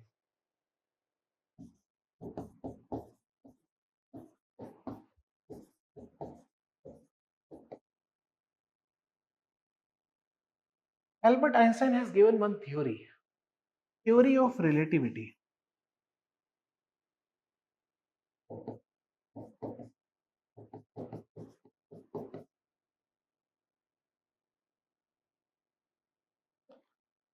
Theory of relativity. What is the essence of this theory? The essence of this theory is that nothing, nothing in the world travels faster than light. This is the essence of the theory. Nothing in the world travels faster than light. Now, this is a finding. This is a finding, okay, made by Einstein. Nothing in the world travels faster than light. Nothing travels faster than light.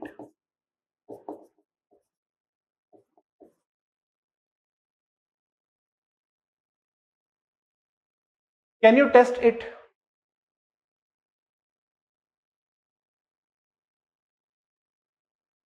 Is it testable statement or not? You just tell me. Yes or no? Yes. The statement is testable,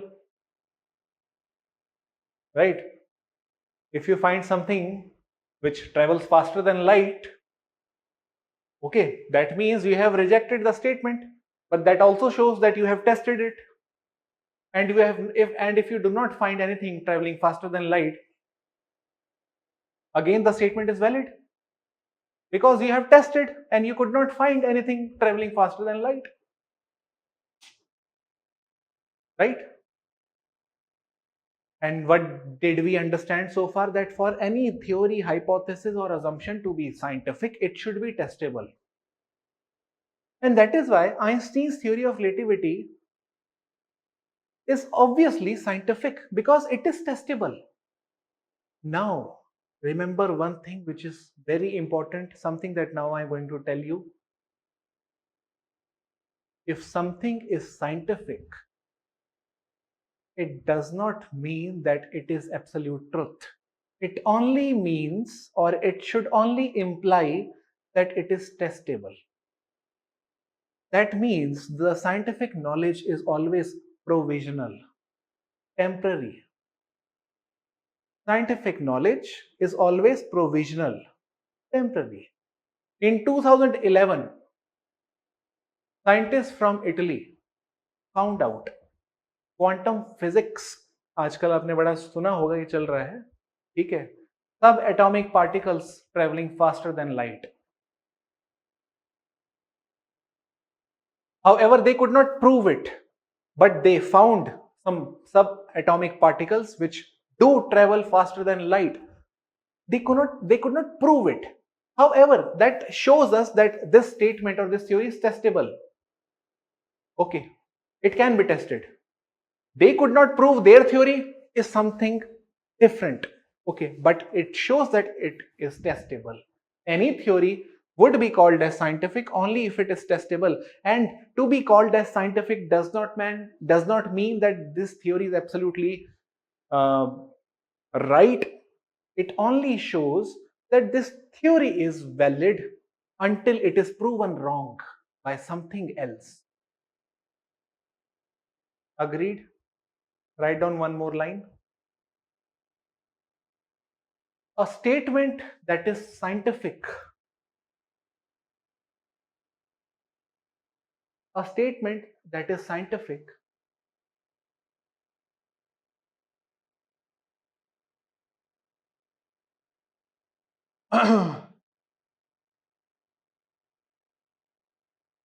only implies that it is testable.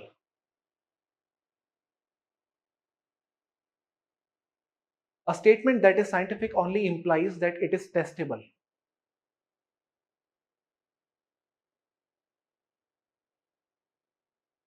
If, full stop, if something is testable, full stop, if something is testable,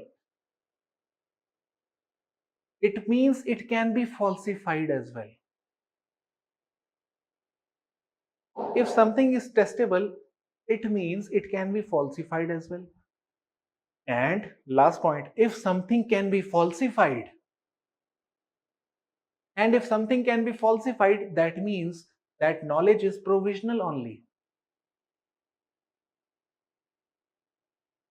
That means that so-called scientific knowledge is provisional, temporary.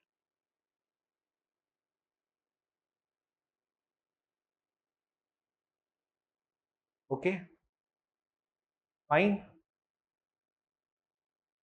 Do you know one thing? Newton's law of gravitation. It is scientific or not? Just tell me yes or no, then I will tell you in 2 minutes whether it is or not. Newton's law of gravitation. Is it testable?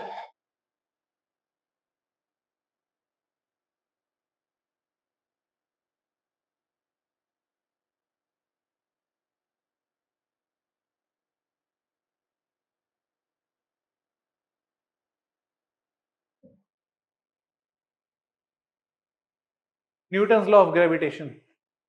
Okay. The problem is, yes, of course it is testable. Of course.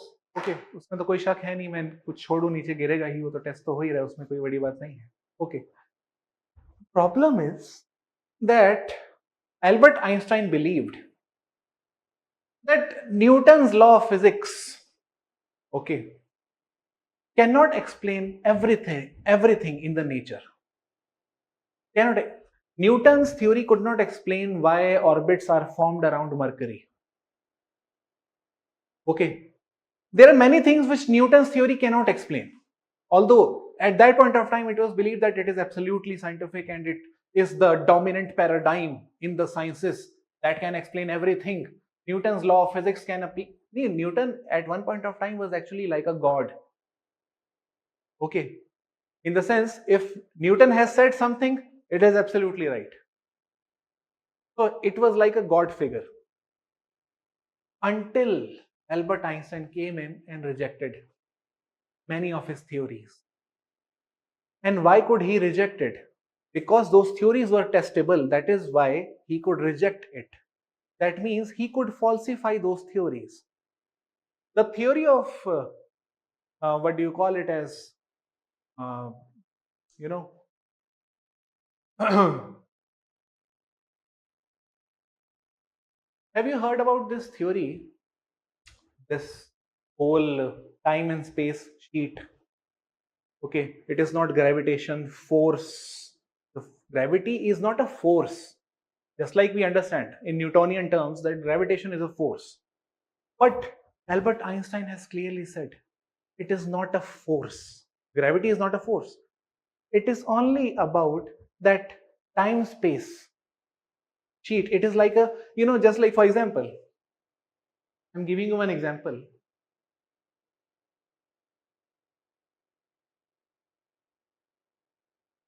This is space. Okay. I drop a ball on this space. Okay. So this paper will also get in that shape only. It will get folded like this. Okay. So this, according to Newton, shows gravity.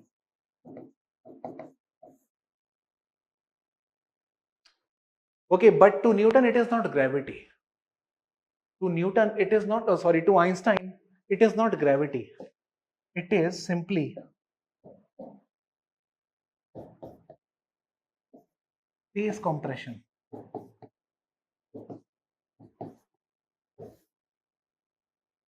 Space compression.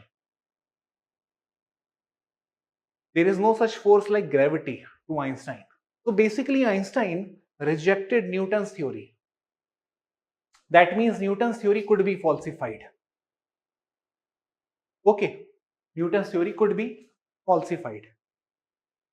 And today we regard Albert Einstein's theory also as a theory that can be falsified.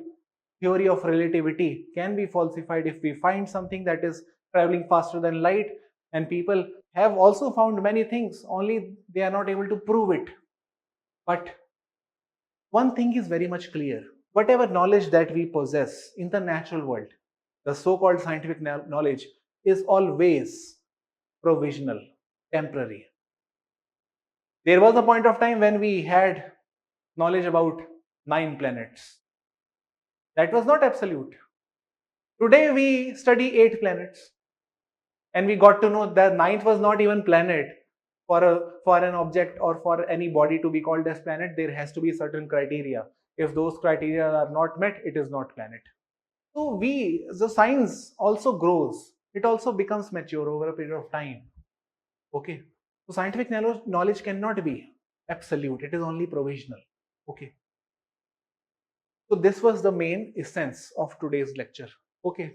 Just to explain you, what do we understand by science? Scientific method, reasoning, hypothesis, prediction, experimentation. These are some of the keywords that I will keep using now in the unit 2. Okay, and by the way, the first thing which I explained to you initially, prediction, observation, experimentation, all those things, those are nothing but basic postulates of scientific method.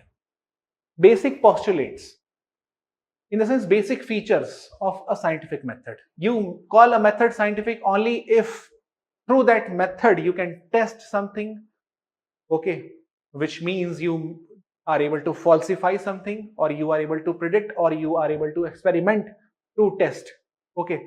So if those steps are involved, these are basic features of scientific method, and any method which involves these steps is scientific. Whether you have put on white suit or not, it does not matter. Whether you are in a car or you are in a lab, it does not matter, okay. So now you guys are free to ask your doubt.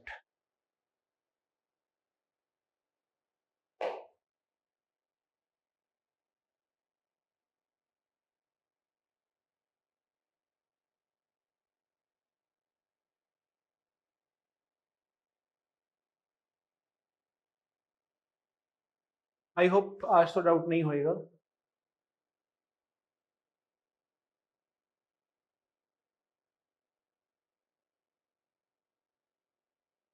Okay, तो I think, अच्छा आ गया.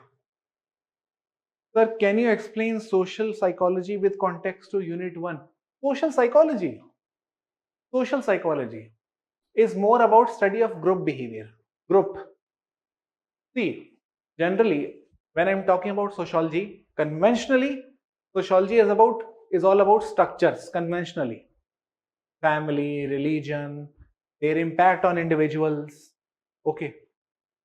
When you talk about psychology, it is more about individual only, not religion, polity, economy, all those things, or globalization. Okay. Psychologists will only study why you are criminal, what is wrong with you. Okay. Social psychology is like why certain group behaves like this, or why individual is, or how individual is influenced by his peer, his classmates. Okay. Suppose you guys are on Telegram. Okay. Now on Telegram you have multiple channels of sociology. Okay. Multiple channels of sociology, multiple groups. Some people are there who talk about answer writing. We can share our answers to each other. Please help me with the evaluation. Okay. So you will tag someone. Sir, please also tell me if my answer is right or wrong. Okay. Please review my answer also. Okay. Now you do not know who that person is, but you will ask him to review. Okay. Because so far he has presented himself as someone who you can rely upon so easily. Okay. So this is what you will do. Now that group, Telegram group, will influence your behavior, because you will see people talking about economy, or polity, or some other topic, or from some other book. Okay, so you would always want to have that book or want to have that note, or you would always want to text that person. You would ping him in Telegram, direct message. Okay, भाई यार मेरे को ये बता दे कहाँ से पढ़ा है तूने, ये सही है, ये मैं कर लूँ. ठीक है. So this is what social psychology would deal with. How individuals' behavior is influenced by the group. That group is not necessarily Telegram group. Group in the sense your family. How your family influences your behavior. How your classroom influences your behavior. Okay, group study basically. Okay, that is why it is falling right in between the larger structural study of sociology and the micro study of psychology. It lies in between. Social psychology lies directly in between these. Okay, Sohini Ganguly. या Jain. Sir जो political science anthro philosophy छूटा हुआ है वो कब करेंगे? रिया जैन, वो हम नहीं करेंगे. Okay, why? Because see, for anthropology I have already advised you guys that you should be reading for anthropology and sociology. You should be reading NCERT class 11, chapter 1. There is only one page, which book? Introducing Sociology. The book name is Introducing Sociology. Chapter 1, in there you will find anthropology versus sociology. Okay. As far as philosophy and political science is concerned, we would not be doing it, although in my last batches I used to explain all these things. But gradually I realized that these things take up a lot of time. And there is not much of cost benefit, sorry, input or output ratio involved in that, in the sense you would not be yielding a lot of uh, not be making lot much better use of your time if you are investing too much of your time in these things, because hardly 10 or 20 mark question comes only once in a blue moon from this area, political science or philosophy. Philosophy is something which UPSC has never asked. Sociology versus philosophy, UPSC has never asked, because the philosophy is the mother of all sciences. There is one scholar, MT Cicero, who says this. So obviously, if you cannot compare son with mother, okay, so it would be unfair on the part of UPSC to ask you question on sociology versus philosophy.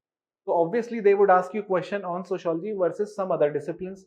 Political science, again, the long time they used to ask such questions. Now they are more interested in not you. They are more interested in the way you understand the larger discipline, or how sociology and the other disciplines interact with each other, which is something that you will come to know in Unit 2. Interdisciplinarity is more important today.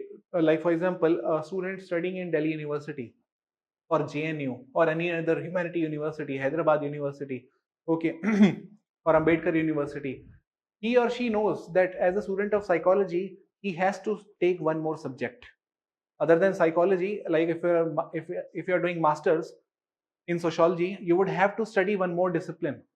Okay, whether it may be environmental science or it may be psychology.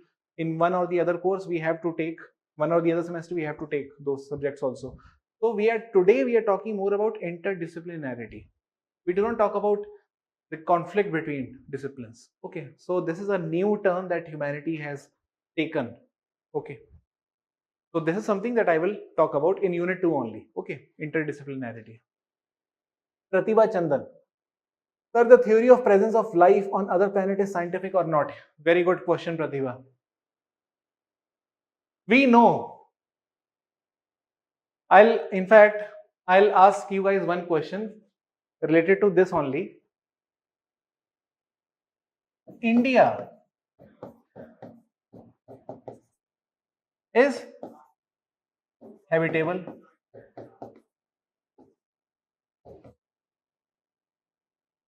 India is habitable in the sense it has all those conditions required for a human being to live. Okay. Pakistan, also habitable. China, also habitable. Okay. Europe, also habitable. Now, after studying habitable conditions in India, Pakistan, China, Europe, finally I concluded Earth is habitable.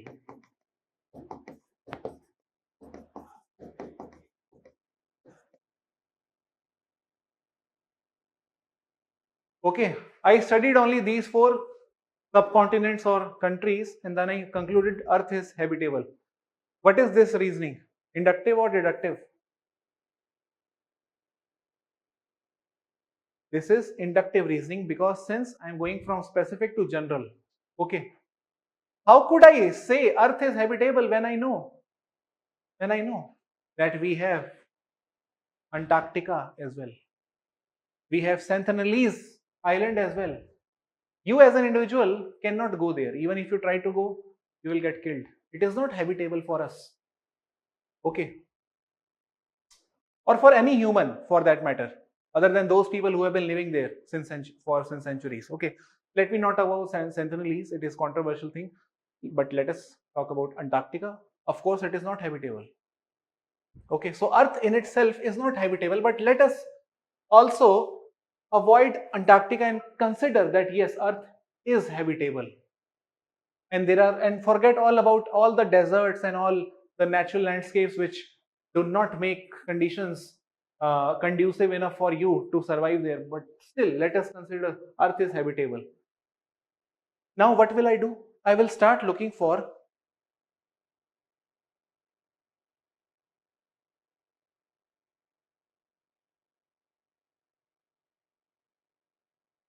Earth like planets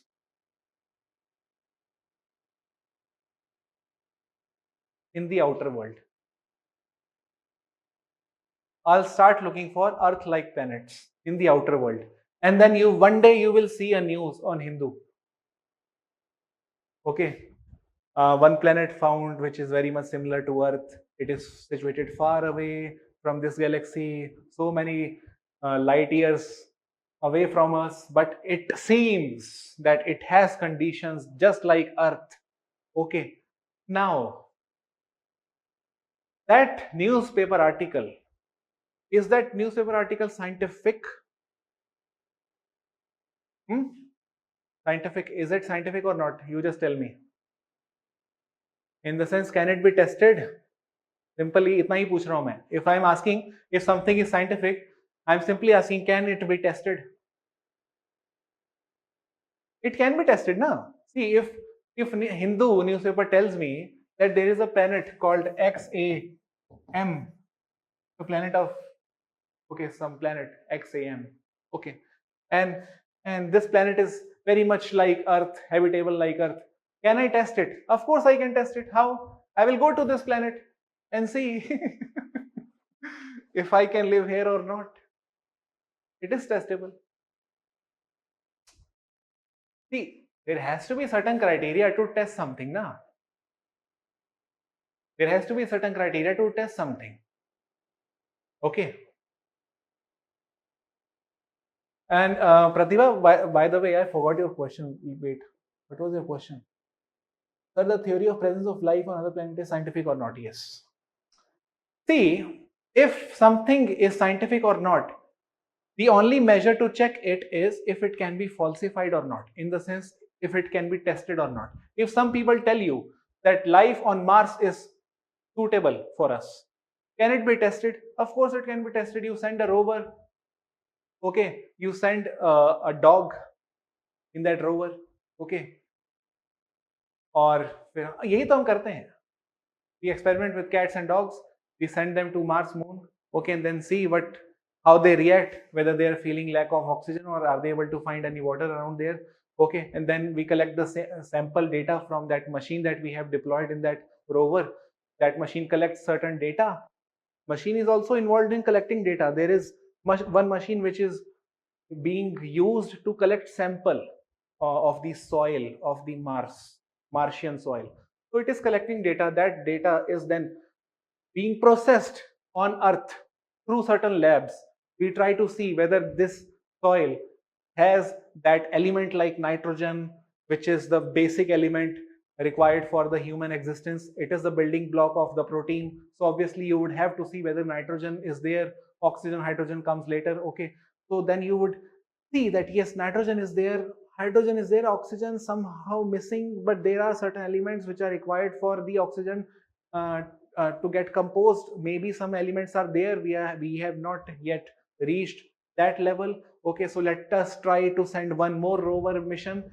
This will keep on happening, keep on happening, unless we have finally verified all the elements that are required for the human species to live are present on Mars or not. All depends on the experimentation, rigorous experimentation that we perform on Earth. Okay.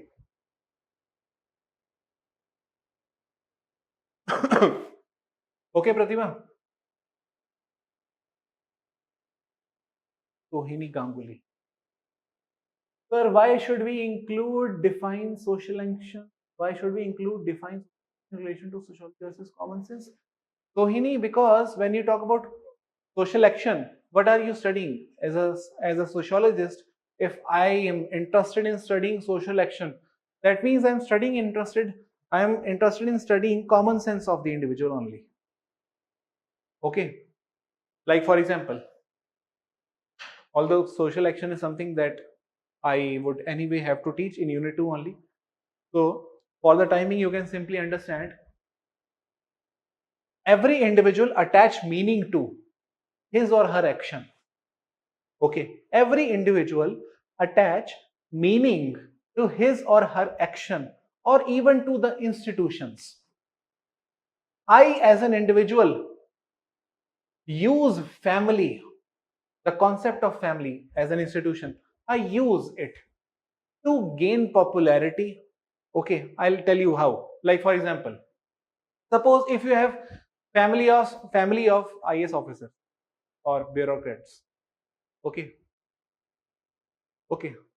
So family as an institution, although yes, definitely it is the fact that it is socializing you, but you as an individual is also using family to get maximum benefits in your outer circle. Okay, for example, amongst your friend, you would be regarded as very superior. हो भाई ये तो bureaucrat से खानदान का आदमी है, ये इसका वो होगा, इसने बचपन से ये देखा होगा वो देखा होगा, तुम भी अपने ऐसे फुल चौड़ दिखाओगे भाई, बकवास ज्यादा नहीं करनी, ठीक है, फादर आईएएस है, मदर आईपीएस है, ऐसे ऐसे करके बोलोगे तुम, ठीक है. So family, how we use family is also more important, in fact equally important, just like how it is important to a structural functionalist to analyze how family uh, contributes anything to the system. Okay, it is important to us, the sociologist of social action, to understand how individual uses family. Okay, so social action ki study is very, it is common sense, of course. If you are son of king, emperor, bureaucrat, prime minister, you will act like this. It is common sense. But we are studying this common sense also. That is why social action brings us closer to common sense. Okay, sociology and common sense gets closer to each other. Abdullah Dharma Tej. Hypothesis and reasoning both are same or different? The hypothesis is a part of reasoning. You reasoned out multiple causes behind failure of your car. All those reasons or causes were actually hypotheses only. None of them had yet gotten tested or proven right. You tried to prove one of them right. You found out yes, one was right. Okay. If not, then you came up with another hypothesis. This may be the cause. So this goes on. Hypothesis is a part of reasoning. Okay, Sadash Gupta, inductive.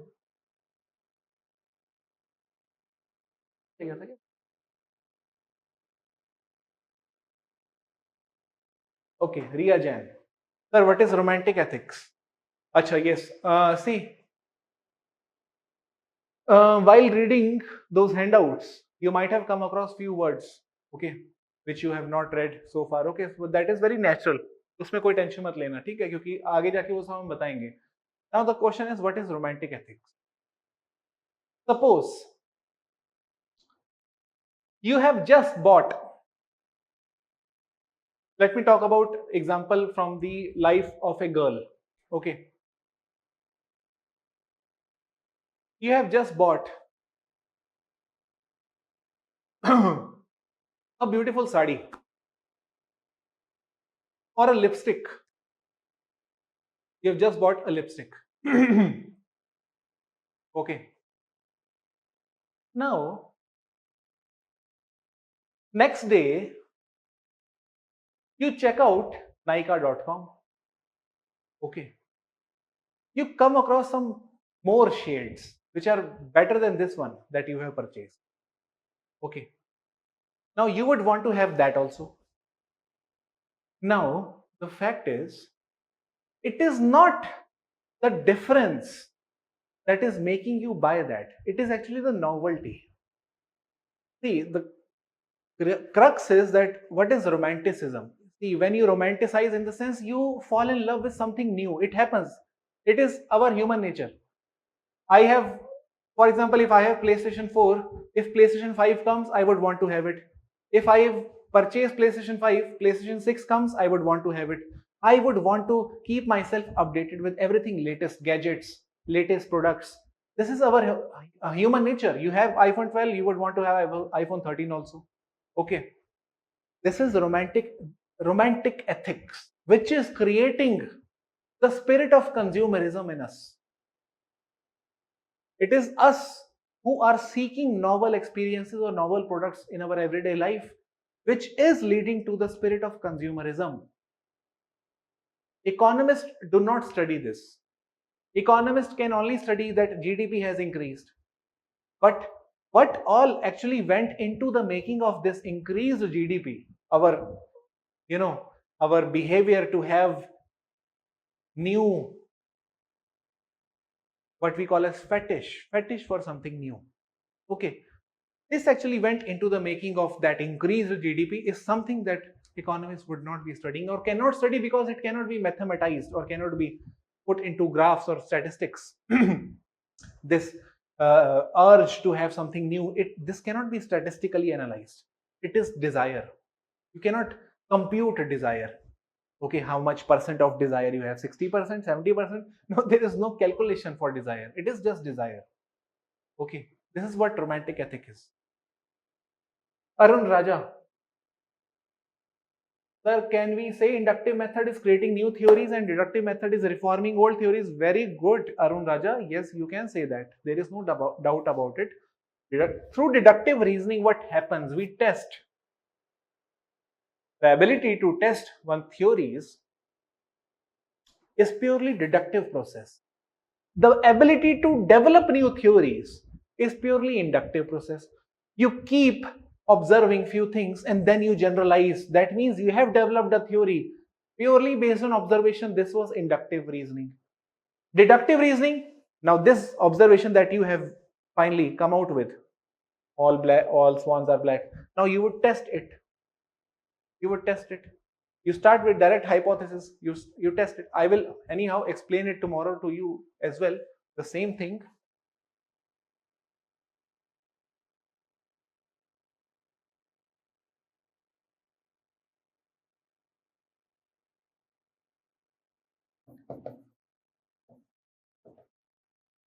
Through inductive, you develop theory.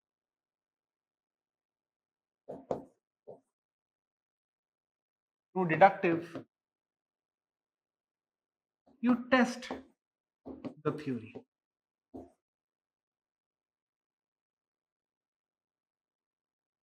When your car did not function properly, what were you doing? You were testing the reasons, possible reasons behind it, why it is not testing, and then finally you came up with one hypothesis which turned out to be true, that it was actually the battery that had to be replaced. Okay, so it was deductive reasoning. On the other hand, we have inductive process. Okay, why did you even think, even in the first place, that battery could be the one reason? Because this is what you have seen so far since childhood, that when car is not functioning, okay, battery is the cause. So it is nothing but from specific instances that you have had in childhood. From specific, you developed this general thing. Okay, are you getting my point? You saw in the childhood, you saw some 2 or 3 cars which are not operating because of battery needs to be changed. Only then, when your own car was not functioning, you could think that battery again could be the reason. So the first hypothesis that you developed was actually also a hypothesis that got developed after inductive reasoning only, which could be tested through deductive process. ये चीज समझ आई कि नहीं जो मैंने अभी बोली? नहीं तो मैं कल रिपीट करूंगा ही वैसे भी.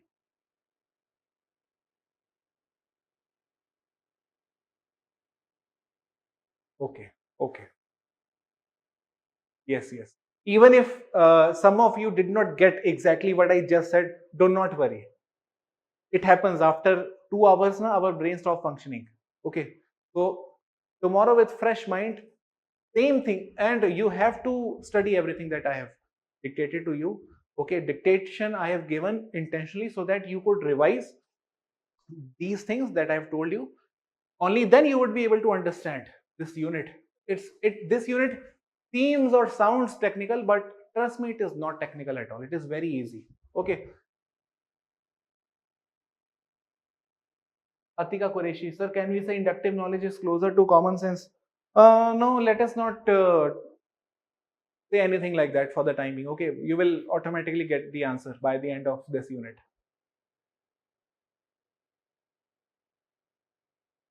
Okay, okay. So, अच्छा प्रांशु का रह गया एक क्वेश्चन शायद. So does that not mean that values and morale of a person will affect theory and study? Yes,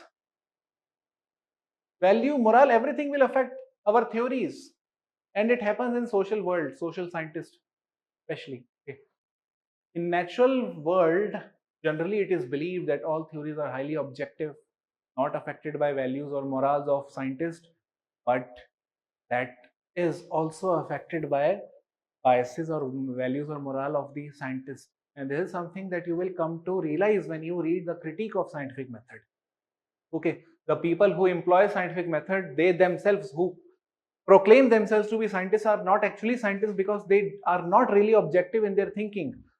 Somehow their experiences are shaping their results. Okay, their worldview, their social location, them being Christian or white, is influencing their result also. Do you guys know, just to give you one example, do you guys know about this science called eugenics?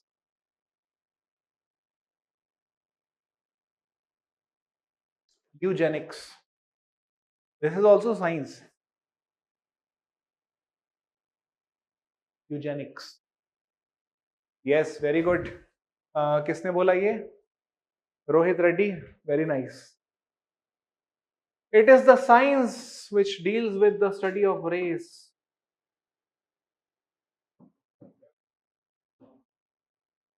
Race, race. And do you know? Eugenics is one scientific subject that justifies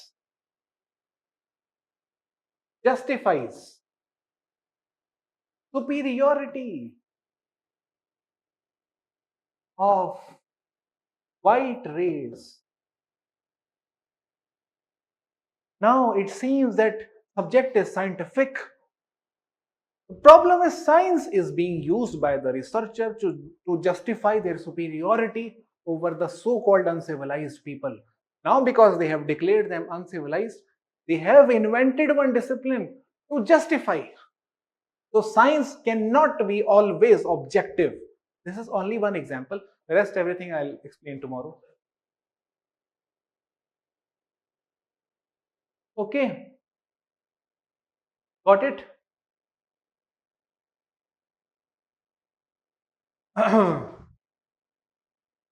So, okay. Now I'll take your leave and we'll meet you tomorrow. Bye bye.